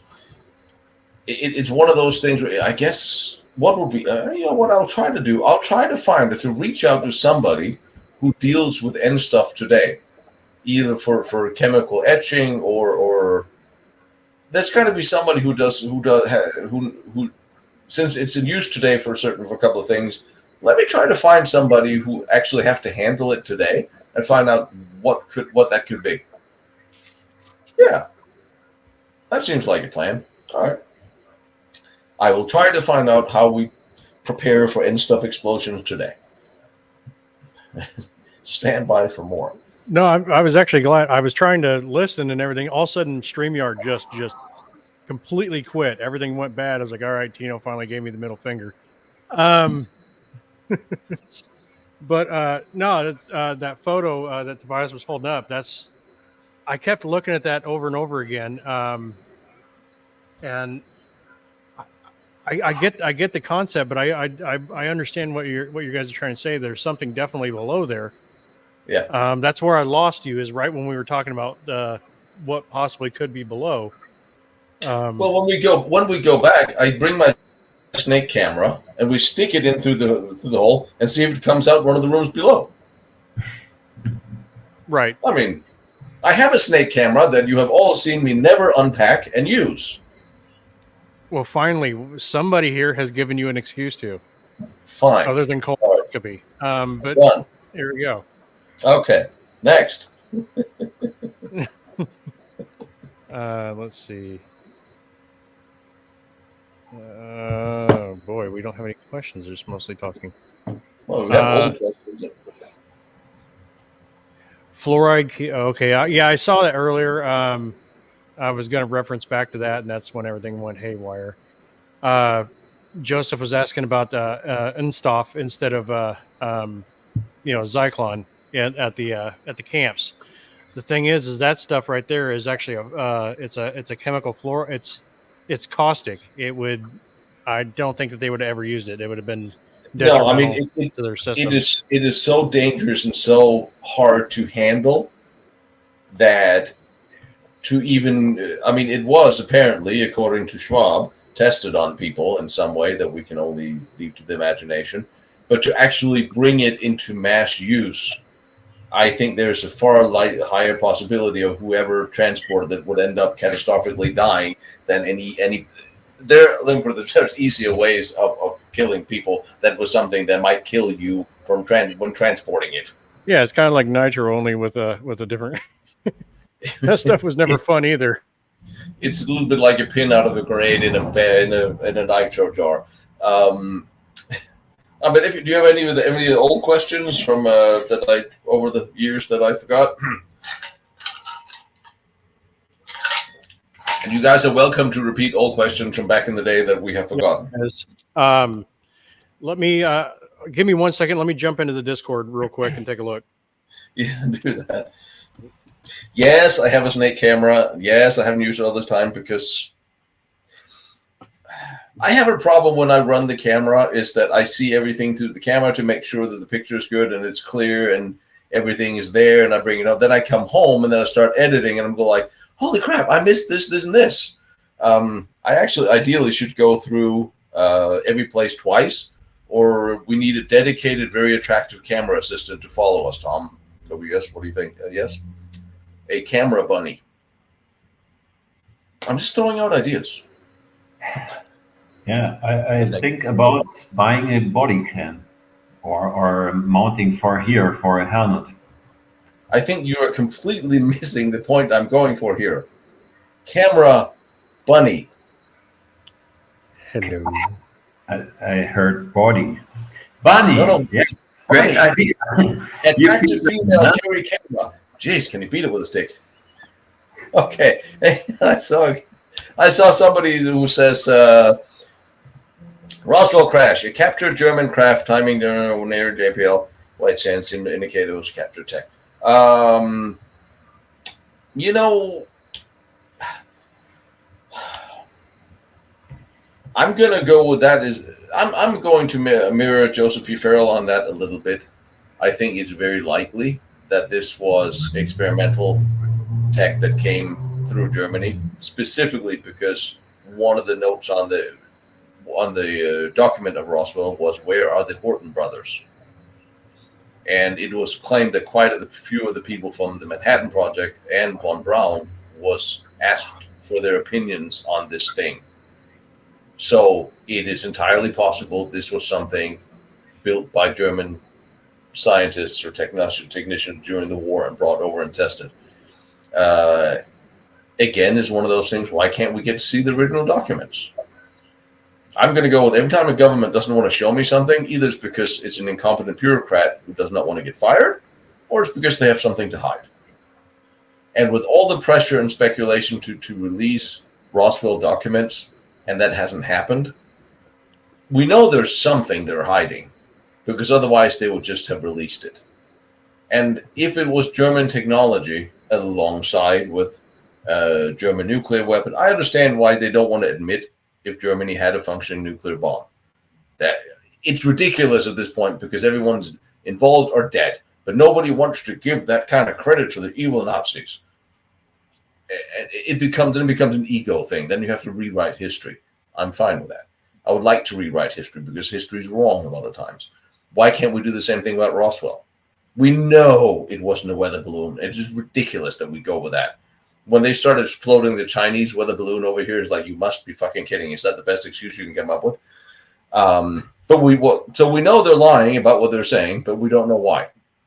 They're hiding German tech. We know that. So I have no problem believing that maybe they're hiding that as a German tech. I'm not much into the ufologist, but I hope that there's intelligent life outside of Earth because there's increasingly less of it on Earth. So there. Esses Gestein makes Cyclone B according to, well, the IG Farben made Cyclone B, and the biggest buyer of Cyclone B was the German army for delousing. That was one of the questions that was in the Discord was about Buna, at Auschwitz and IG Farben and of course the chemical. But we've also got in our other chat here, we got something that I think should be brought up too. The Buna plant, I would. Tom, but go ahead. The Buna plant is something I wanted to go there, but today there's another factory in use there in Poland, and I didn't have as much time as I thought I was going to. Auschwitz is an interesting place to visit. lots of questions I left there with that I really don't know who I would ask, because not really a crowd you want to ask wartime questions with. It's very complicated. Well, like Again, I said, I'm sorry. Go ahead. I didn't mean to cut you off.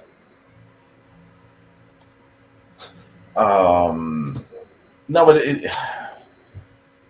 there are so many things regarding what took place there that I would very much like a clarification for, and Mengele is one of them, because the Auschwitz files doesn't exactly show what was claimed of him, which is then when we go to Zittauwerke, and he was claimed to have been seen there.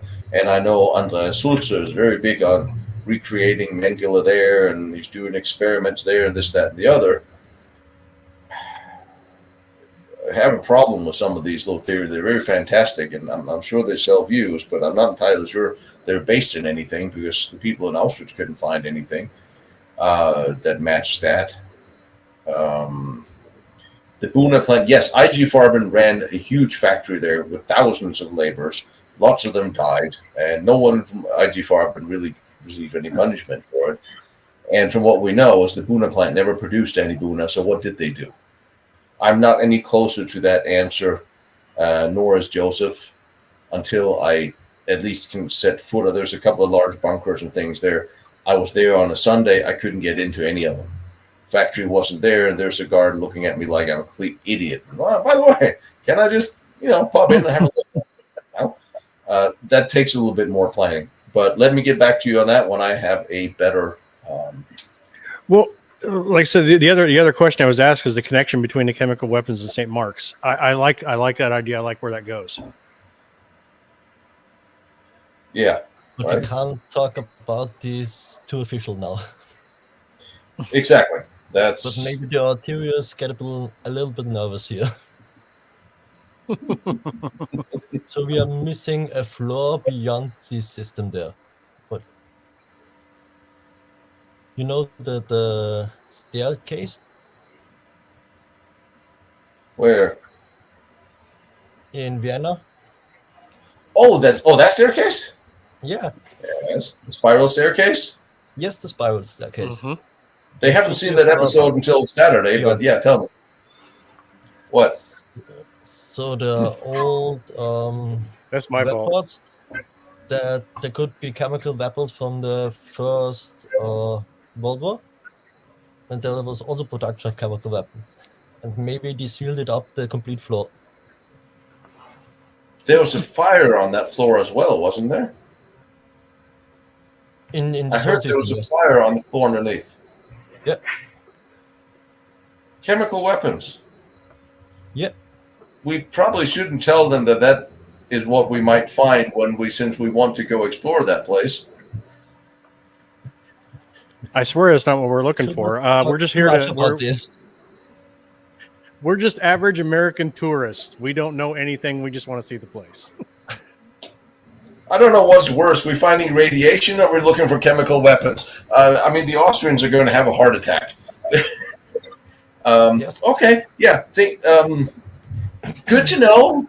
I will bring some just rubber suits. I got an idea. Just send me in there. I'll wear an I Love Deutschland shirt with a fanny pack, and they won't know any different. They'll just be like, okay, this guy's weird. Can I go in here and look at things? Question is, or I think another thing we probably do we need an air tester, something that give us a warning, or at least give me a warning if air is bad or there's chemicals in the air. Tobias, what do we got anything? Because I really think that. I had one with me. Yes. You did? It's oxygen, some sulfur compounds, CO2. But now my oxygen sensor is leaking. There's some salt inside, so I need a new one from China or so. Can take some weeks. If you find a link to one that works, also does it also measure low oxygen? Yes, that works fine. I tested this. When you breathe in a distance of, let's say, 30 centimeters, you can see the oxygen gets lower and lower, and then there's a very loud alert. Okay. I Yeah, may or I may keep not thinking have a crawling through solution these for that. tunnels and stuff, I should have something like that. And if we're going into things that haven't been open for a while, it would be nice to know what kind of air we're going into. I live in mining country. Okay, Oh. if we ever have an earthquake, my whole damn town is going subterranean. So you're just going to send me a canary? Yeah, that too. I might be able to find out. You know what? I got some friends that are still working in the industry. I'll see if I can find out what they're using, and maybe if we can get one cheap enough, or possibly have one of my buddies kind of slide one out of the cage at the place there. But there can still some compounds in the air from gasoline or kerosene, especially in the old Russian bunkers. Once in a while, I was on a blood donation, so I know how it feels to become dizzy. And in one bunker, I had this feeling, and so heart, my heart pumps more, and I know I must run outside. Yeah. And the oxygen sensor was still fine. It was above 20% oxygen. So especially in machine rooms, there can some compounds that are not good. Yeah. We need something that measures toxic compounds as well, or warns against it. Holy crap, you don't have any heat and you give away blood? Are you trying to kill yourself out there? No, it was a blood donation after an 8-hour bus drive. So sitting 8 hours, go then do blood donation, and then I passed out. How much blood did you give? I can't even show up to take your blood. All right. What do we got? Anything old and new? Oh, hang on. I'm going to look for the third underground U-boats in Hamburg again. Yes. I'm going to Hamburg, and eventually we're gonna end up in a little boat and little diving gear and see if we can get in, see if those boats are still in the demolished shelter in Hamburg. I had somebody who invited and was going to show me around, and I couldn't make it that year. But yes, we're going back to Hamburg. Look for stuff right now. All right. What do you got, Machine? I'm scanning through. Like I said, most of it was just talk, and it was answered right there on the spot. So I'm trying to find something that we didn't answer. Anything in Discord I forgot for a decade? Yeah, that's what I'm looking through right now. Looking through things that we might not have answered, but it looks like we were actually pretty good about getting back to people. Let's see here. And everybody, you should all join our Discord. I mean, those of you who are members of one or the other, or YouTube, because we have some interesting conversations. By the way, yeah, I just went all the way back to the beginning. We actually did answer the absolute majority, minus the one question that I asked earlier from Discord. So, but I do have one. You said Tom is the resident guru here. Yes. So Tom, one of my projects that I'm working on is actually has to do with where my family's from, which is Würzburg. What do you know about the area there, and is there any places where like Tino and I could explore that might be off the beaten path, or what possibly could be there? I know there's a gun range and stuff like that that's been there. You can still see the aerials from it, but I know Würzburg was definitely heavily aerated, so to speak. Mm-hmm. But I was curious.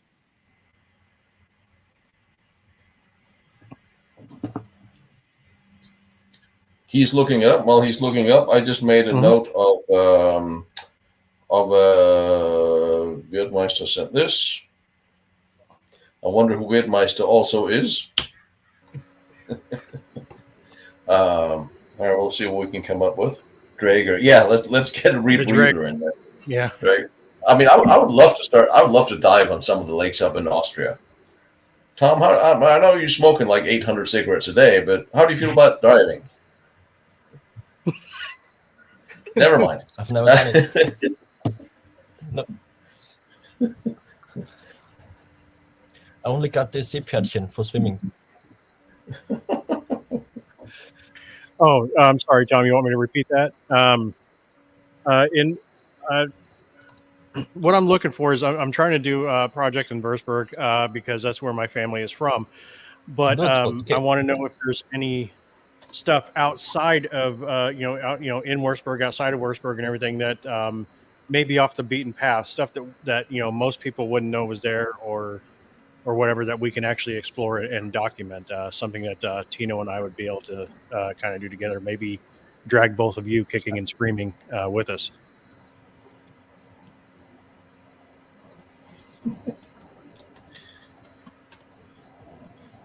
Like, I did buy a used car in Hamburg once. It was actually really good. Let's see. Something. I think Tom is freezing up on his stream there. Yeah, I think either that or I stunned him really good. Well, I'm sorry, what? I said, your picture was freezing up, and I was wondering if you were having a stroke. Yeah, the connection via my mobile phone at the moment, because my other connection fucked up. Yeah, I can see it's going a little sideways. So what do we do, Tobias? What are we doing next year? While Tom is looking up Würzburg, I know Thomas got some ideas. We got to bring the dog out. Should we make a dedicated trip to Poland and I show you strange things? Oh yeah, I plan to go to Czechia in spring, I think. So maybe we can meet up in the south of Poland. Yeah, I'm trying to get out and get a walk in the park with a puppy dog. I mean, I know he always wanted to go to Wolfschanze. Thomas. I don't know. He says he always wanted to go. I don't think he went out there. I think that would be kind of bring him and the puppy out there. And I'm kind of hoping my buddy's mechanic up in Vienna found me a car in the next couple of months, so I can buy a car and then find a little place in Poland that we can all work out of when we go that far east. Everybody gets a key. Seriously.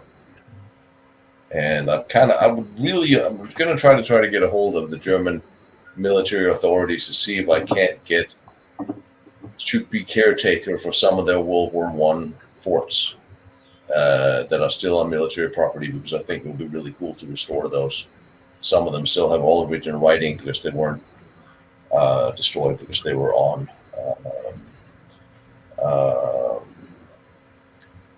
military property, so they're still all intact. That's interesting. I really would. Italy. I would like. There's a lot of stuff in Italy. I know there was a large NATO bunker in Italy up there somewhere, a huge underground command installation. And I remember somebody said they knew somebody there, and I still, for the life of me, can't figure out. I always thought it was Thomas who said they knew somebody in that place, or maybe it was Roger in France, but I can't remember.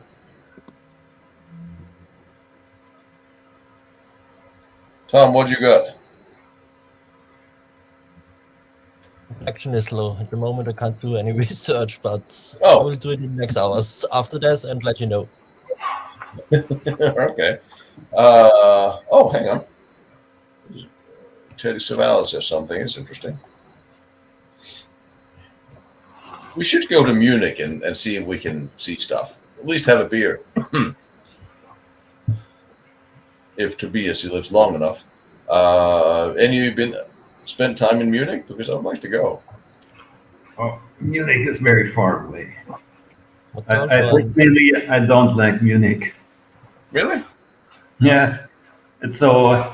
I remember I was there 20 years ago, and it looks so old-fashioned somehow. I cannot help, but Munich is not my favorite town. But the must be something interesting to look at historic. I mean, it was sort of where everything started.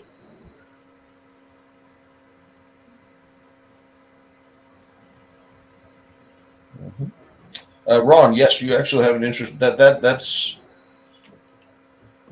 That's kind of what I was thinking that Klein was doing with the end stuff. Tobias, you know stones and rocks. Can you melt? What does it take to melt a stone? What it takes to melt a stone? Is there any way you can chemically melt a stone? Depends on the stone. If you have, let's say, some chalk, you can use acids.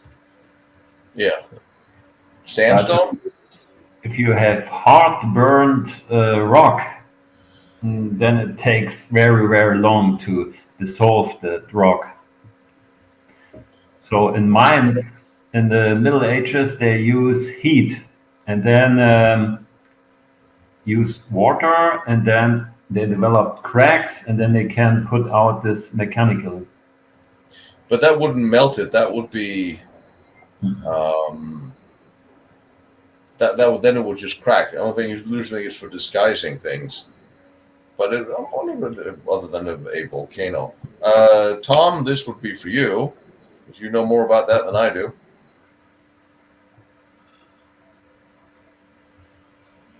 The wind tunnel up by Ebensee. Ebensee, I don't know anything about a wind tunnel. I think it's the one. I think he means the wind tunnel a little bit further up.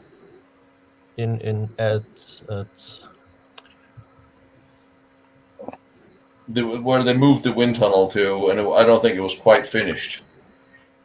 Yeah, I know what you mean. This was at Tilletal. What's the situation up there?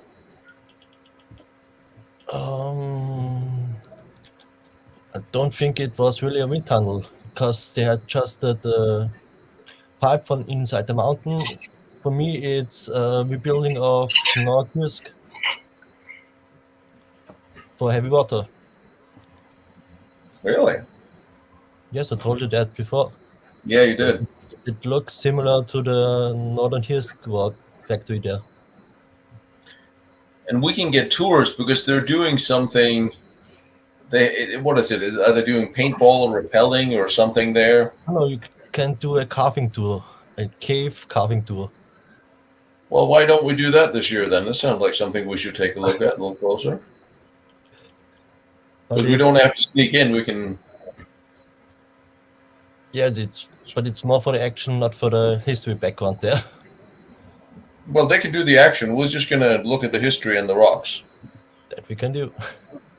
But I mean, they were working on heavy water plants somewhere else. I always thought that the Norwegian heavy water plant was not the end all be all.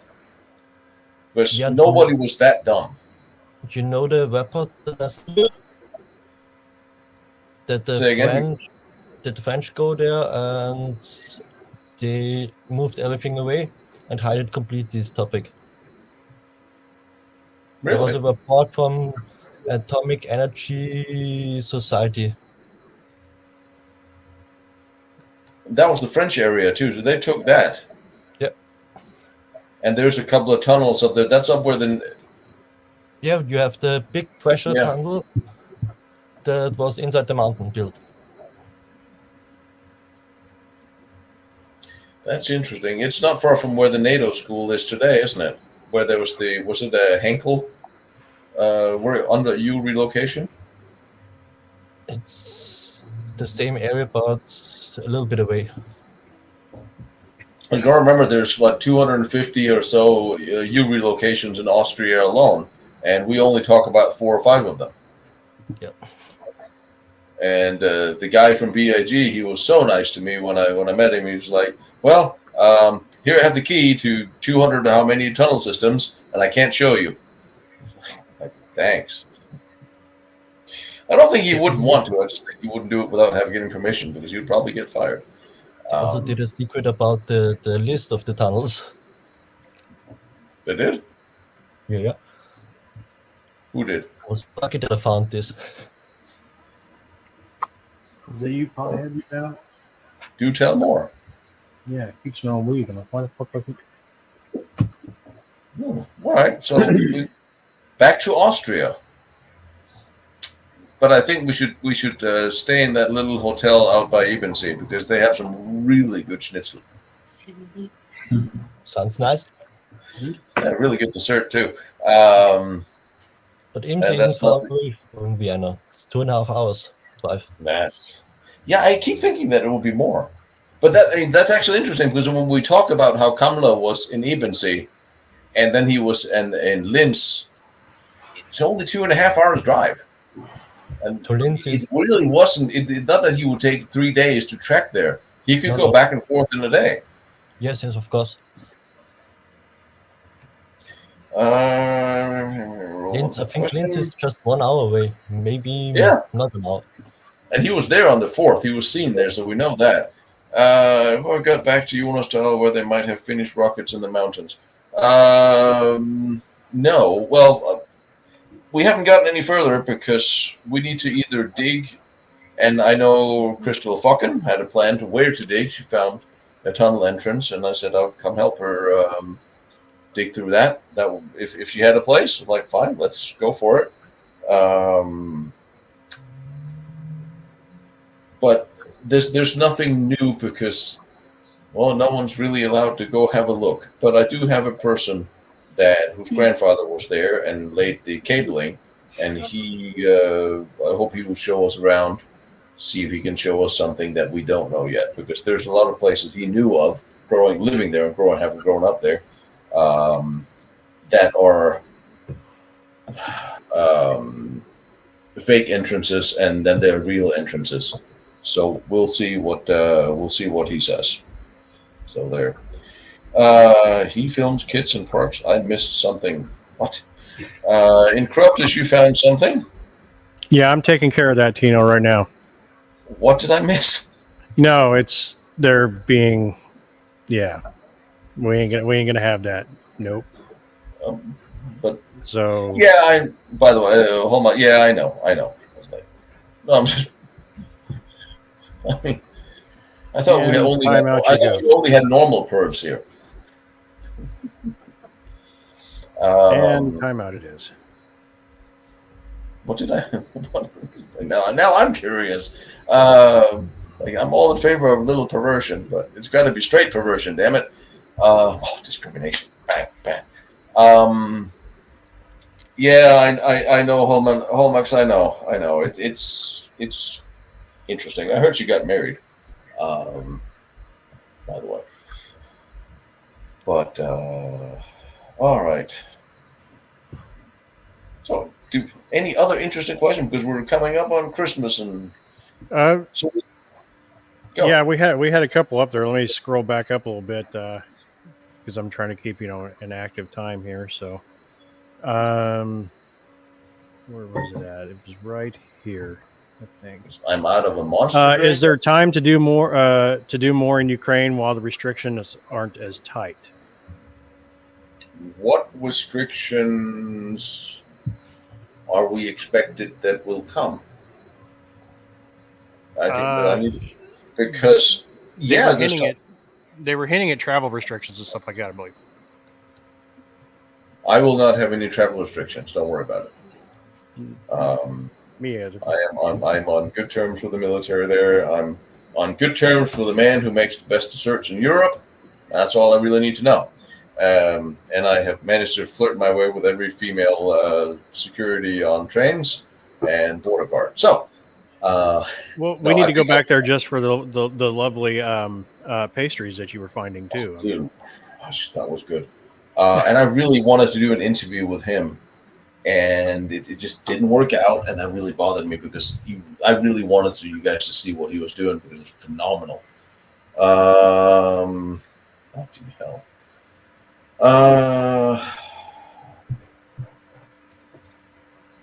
All right, I have to just go do something because I am at work. So give me a second. What was I saying on that? Yeah, no, Ukraine is not a problem, and I have press credentials from the military and from ours and theirs. I just have to have something to go there for.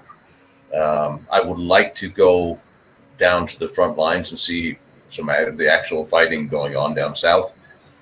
I have to have a reason, and there's also money about it because,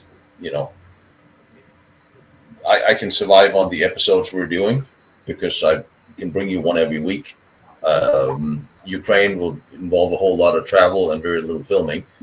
So, but I asked my useless agent to reach out to some television networks to try to find if anybody wants to pay me to go do interviews or do something there. It all boils down to money. It really does. Machine, post for a minute. I'll have to go take care of something. All right, as you work, carry on. Let me see, Jim Ewing here. Simple question: do you follow any metal detecting channels that cover World War II sites, World War II history, Hunter? Yes. Actually, Tino has been in contact with the history Hunter. Their schedules seem to be unfortunately continuously conflicting, but there is a possibility that they will get together soon. Let's see. What else we got? All right, Tobias, you got anything? You want to add something? Someone want to talk about?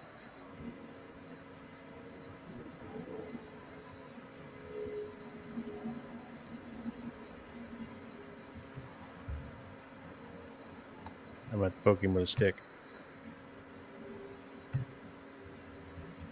He's still there. He's just not speaking. Let's see here. When will we ever get a compilation of ladies wearing heels during your episodes? Okay, Corruptus, thank you very much for that question. I love you guys. Are you ever going to investigate Japan's atomic science during World War II? As far as I know, we're still going to be focusing more on Europe, but at one time or another. The Pacific Theater might be in play, and nice sidearm there. At least now I got the sights dialed in. I could take a bloody well shoot straight. I'll let you finish what you're saying, then I'll do a firearms warning. No, as you were, carry on. Okay. I was just answering a question. I already did. So here's the thing about when you buy a new gun that I never thought was going to be an issue. That you buy a brand new gun and the sights are misaligned from the factory. I did not think that was ever going to be a problem. I did 2 years of qualifications with this stupid firearm. And I always just thought, I just can't shoot straight with this thing. I have to aim 2 inches off. It's just a thing. It's just, fuck it. I can hit with a Glock, with a Luger, with just not this. Is a Smith & Wesson. And I never it just annoyed me. So I just had to aim 2 inches off and a little bit to the side. And I did for 2 years of qualifications. I just always deliberately aimed off because, well, stupid thing. It just doesn't work with my eyesight, whatever.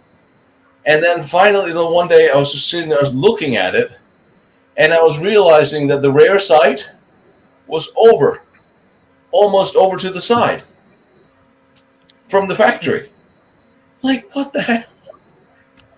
So I'm a little hammer, I banged it back again, so now I can shoot straight. I thought maybe he was just a little cockeyed. That's what I thought. I'm like, fucking, I'm losing it. It's like, it's right. My Glock, I could hit anything dead on, no problem. Well, yeah, all you have to do is just throw it at it. I mean, but hell. Welcome to the American experience. We like our guns. No, I don't have guns. I told you that before. I don't have guns. Guns are icky. They scare me. So therefore they're not around here at all. Well, this is registered as my concealed carry. So there. Just so when the evil communists come for me, then they know. So what did we get? It's a Smith & Wesson here. It's just Smith & Wesson 9mm. That's what I just what I got in front of me too. I got a security 9 Plus right there, and the 45 version of it in the drawer. 40. I mean, this is a little heavy for concealed carry. I got the shield for concealed carry. It's with an extended grip. It's actually very nice to carry. I'm surprised. Yeah, the Shield 9 Plus. I'll tell you what. I always made fun of them being that small. I love this thing. It is an absolute monster. Great. I mean, you just don't mess with it, and it's comfortable to wear. I mean, it's not like wearing the other one that It is, feels like because you're wearing. it's not heavy. It's composite, and you can put it in a conceal holster, no problem. And Yep. and hey, there's an NRA in the UK. Simon, I did not know there was an NRA in the UK. Actually, the NRA not pretty much on the way out and being replaced by another organization? From what I understand, I really don't follow gun politics. I work with them, and that's it. Don't get me started. That was my area of expertise for quite some time. I was actually a coordinator for a gun rights organization, and I'm a lifetime member of the NRA, but to me, they're actually almost relatively useless. Right? It's like I have no idea what's going on with all that debate and stuff. Like I carry at home, and that's it. I have my paperwork what I'm doing. Nobody, interrupt us, in their right mind would carry anything that big. This is actually too big to carry comfortably, and a Desert Eagle would be in a backpack. Yeah, don't get me wrong. I really want a Desert Eagle. I have no idea why. It's just for the sake that, yeah, we're kind of cool to have one, and then go to the range and you can spend $2 per shot, and you can feel like a complete moron. That's what I was getting ready to say. It's like if you like just literally, I mean, it'd be easier to just take your wallet and throw it down the range, because that's pretty much what you're doing. Oh, thank God! It worked. Item. Oh, Moldova's next to the list for Ukraine. I don't know. I think they got enough dealing with Ukraine, but Moldova is NATO, isn't it? When I read that, I was like, "Look, Barrett, you're a guy." And then I read that for accessory for the ladies, you're right. Actually, the shield for a lady is not bad, or 380. Moldova is Moldova not in NATO? No, I thought they were. I thought they were too. But they say the same thing about the Ukrainians. The Russians want to invade Latvia afterwards. Don't listen to what anybody says. They say a lot of strange things. Thank you, Simon. There's a lot of. It's an impossible thing to actually try to keep up on what's really happening out there and who's saying what, because we don't actually get honest media anymore. We just get information. Visit Laclais, Stuttgart, Piper's bunker in. Hang on. Laclais. Oh. Yeah. I did not know he had a dedicated bunker there. But feel free. Moldova's not in NATO. All right, sorry. I know I had friends that were stationed there on a UN mission. I thought that turned into a NATO mission. Never mind. Hell do I remember? Oh, funny. So what are you guys doing for Christmas?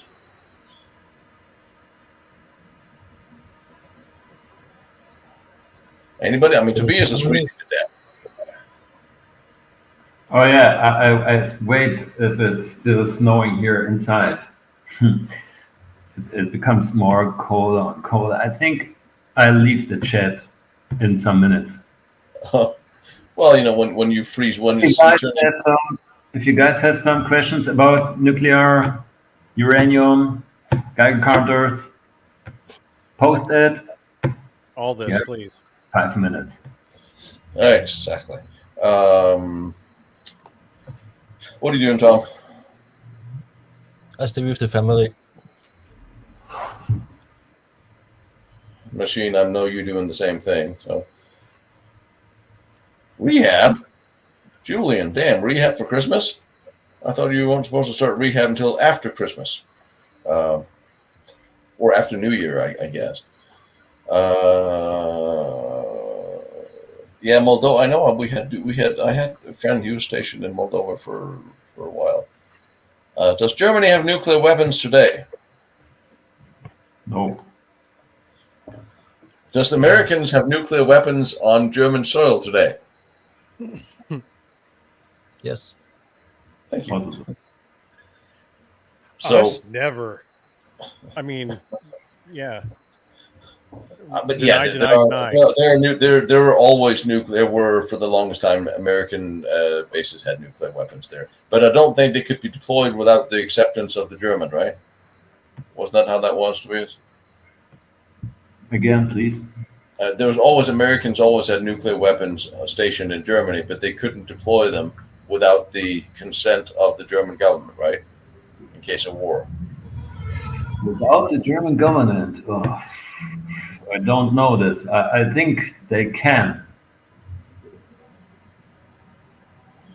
Yeah, I think there was a thing in NATO that the war couldn't escalate nuclear unless all NATO countries had consented to it or something, according to our doctrine. U.S. nukes are in Netherlands. It's an open sea. Yeah, I mean, an American base. There's going to be a nuke sitting somewhere. I have to go back to Holland because I have some unfinished bunker business in Holland. And I still have to have at least one good meal in Holland outside of a gas station. Does Russia have functional nuclear weapons? Yes, and a lot of them. I think 1,600 nuclear warheads last I heard a count, something to that effect.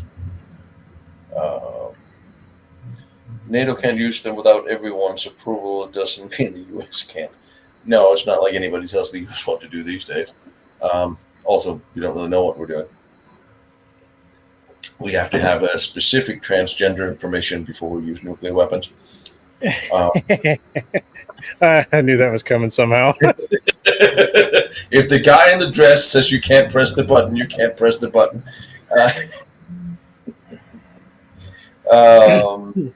And the sad part is that's absolutely true. Simon, I got to come out and crawl through some of the old UK bases out there because I haven't actually spent much time in England doing that, only castles. Well, the UK, you still have your nuclear weapons. Anybody have any uranium-specific questions? I actually went to some of the American nuclear weapons storage bases in Germany, but I haven't gotten to showing them to you yet because I haven't found an episode of Context. Piper's bunker sounds interesting.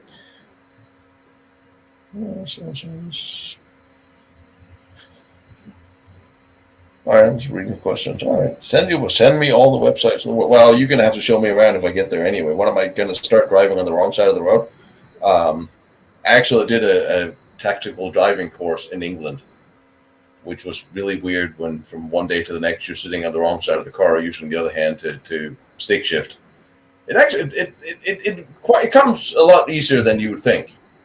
It was actually kind of fun to just do everything the other way around. How fast could Ukraine enrich uranium to make nukes? That must be Tobias' question. Wow. How fast could you enrich? I don't know anything about Ukrainian enrichment technology. Possible they can. I don't know. Well, I mean, wouldn't it be okay? The Americans are not going to sell them any nukes. The Iranians and the North Koreans are not going to sell them any nukes, so they have to make their own. Enrichment is probably not a big problem, but if they start enriching uraniums, the Russians would probably have a slight fit and bomb the place. Having given up even Clinton said that that having Ukraine give up the nuclear weapons was a dumb thing to do. So, how fast does it? I mean, if they have all the equipment and the infrastructure, I don't think Ukraine is going to build the infrastructure to start creating a nuclear weapon of their own because it's expensive and it's time consuming, and I think they would like the war to be over before they get to have made their own. Or have entered NATO and then get them by default that way. Yeah, I know that place. That would actually, it is definitely on my list. If I can get somebody who would be kind enough to show me around, let me in. There's also a couple of armored trains. One of them is not far from there that I would like to see. Um, I mean, every country can make a nuclear bomb if they spend the time and the money to do it. The recipe's out there. But will other countries let them? Nuclear proliferation and such. I don't think Iran is going to get that close before somebody will drop something heavy on them. And I think the same is going to stand for the Ukrainians. I mean, anybody disagree with that? Oh, what was that? Sorry. I hear no disagreement.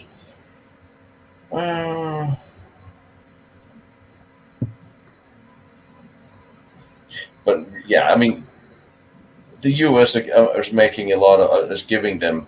I mean, we keep promising to give them weapons, but we're not really giving them enough, and we're not giving them what they need. And everyone now, I actually, it's interesting because I keep hearing the Ukrainians freaking out about if Trump becomes president, then they're going to give up Ukraine and they're going to give Zelensky to the Russians and all sorts of stupid rumors I keep hearing when they talk amongst themselves, because of course the Russians are pushing that line and the Democrats are pushing that line. And so I was talking to some of the Ukrainian journalists and the people who post on the process of the war and who's worrying about this and how we're playing politics and yeah, everybody's using everything to get something for what they want. It's like we want border security, and if they want, since it seems more important for the White House to give money to Ukraine and Israel than it is to protect our borders, they have to put a package together and say, well, if you want this, then we want that. And it's ridiculous that we live in a country where we actually have to negotiate to secure our borders. But don't make any mistake, the Democrats have deliberately opened the borders. It's not a mistake on their part. But we get back to the Ukraine money. So I reached out to the Trump campaign because I said, well, okay, what is your official stance on helping Ukraine if Trump becomes president again? Because I actually would like to give them an answer. Because there's so much speculation that is most of it seems utterly ridiculous. So I'm kind of waiting to see if they're going to respond with an official line that they're not, because they're not going to give up Ukraine. They're not going to give up Zelensky and that. It's ridiculous. He was the first to send them weapons when Obama only wanted to send them blankets. So to think there's going to be a U-turn is stupid. And I still say the same exact line that I say, every time when they're talking about funding Ukraine. Military equipment, medical equipment, food supplies, sure. Yeah. But giving them a blank check, absolutely not. Keeping them afloat so they can get rid of the aggression, absolutely. But to just give them money, no. I mean, and that's the other part of the problem is now we're turning into domestic politics. I can understand why some will tune out. But why are we giving the money to the pensions for their government officials? Why are we giving the money to small businesses? We don't give money to American small businesses that are closing. We have a really rotten economy. Food is 3 times more expensive than it was 3 years ago. Gasoline is twice as expensive as it was 3 years ago. And people are struggling here. And it's not getting any better because these people, and they're people talking, well, it's Russia's fault that gasoline is expensive. No, you idiot. We were oil independent 3 years ago. You shut down drilling, you stopped giving, and you joined the green agenda. That is why everything, same thing in Europe. That is why things are more expensive. Right. It is the green agenda that is making things expensive because you stop taking care of people, stop drilling oil, closing for electricity, and now you're going to start killing cattle and stop making food production. That is why things are getting expensive.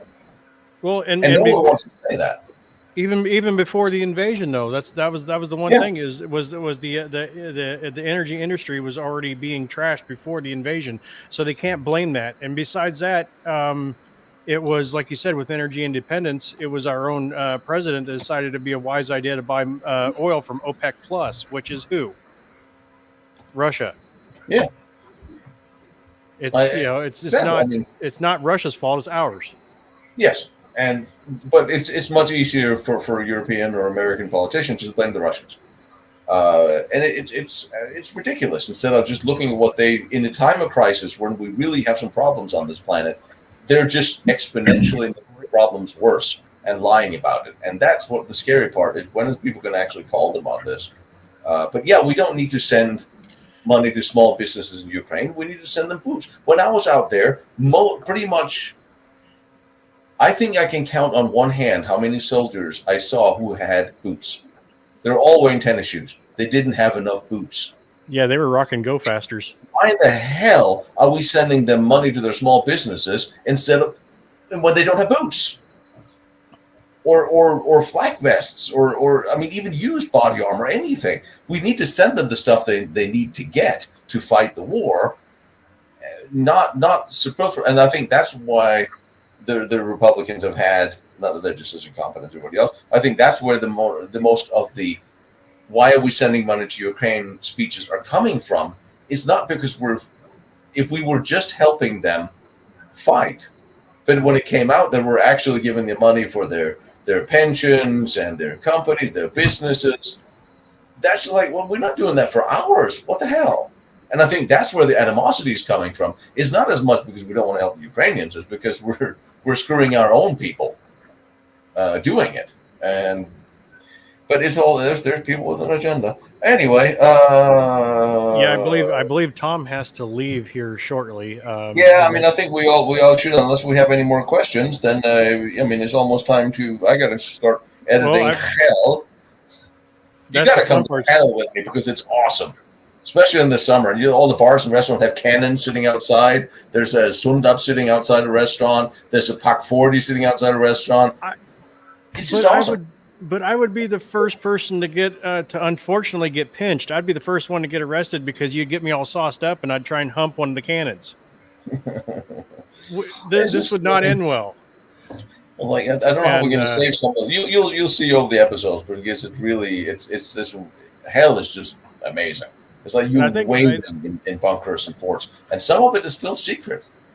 Some of it's still military you can't get into, and that's probably fun stuff. Ooh, you literally, there's little islands of military when you're walking through these old proving grounds and bunker, and then there's something that's fenced in, so you can't go to your military area. So you skirt that, and then you go to the other side. There's more. It's really weird. I kept going by all these top secret installations with signs and cameras like following me and like waving, and then keep going on. It's a very interesting place. Don't know what they're doing, but hey.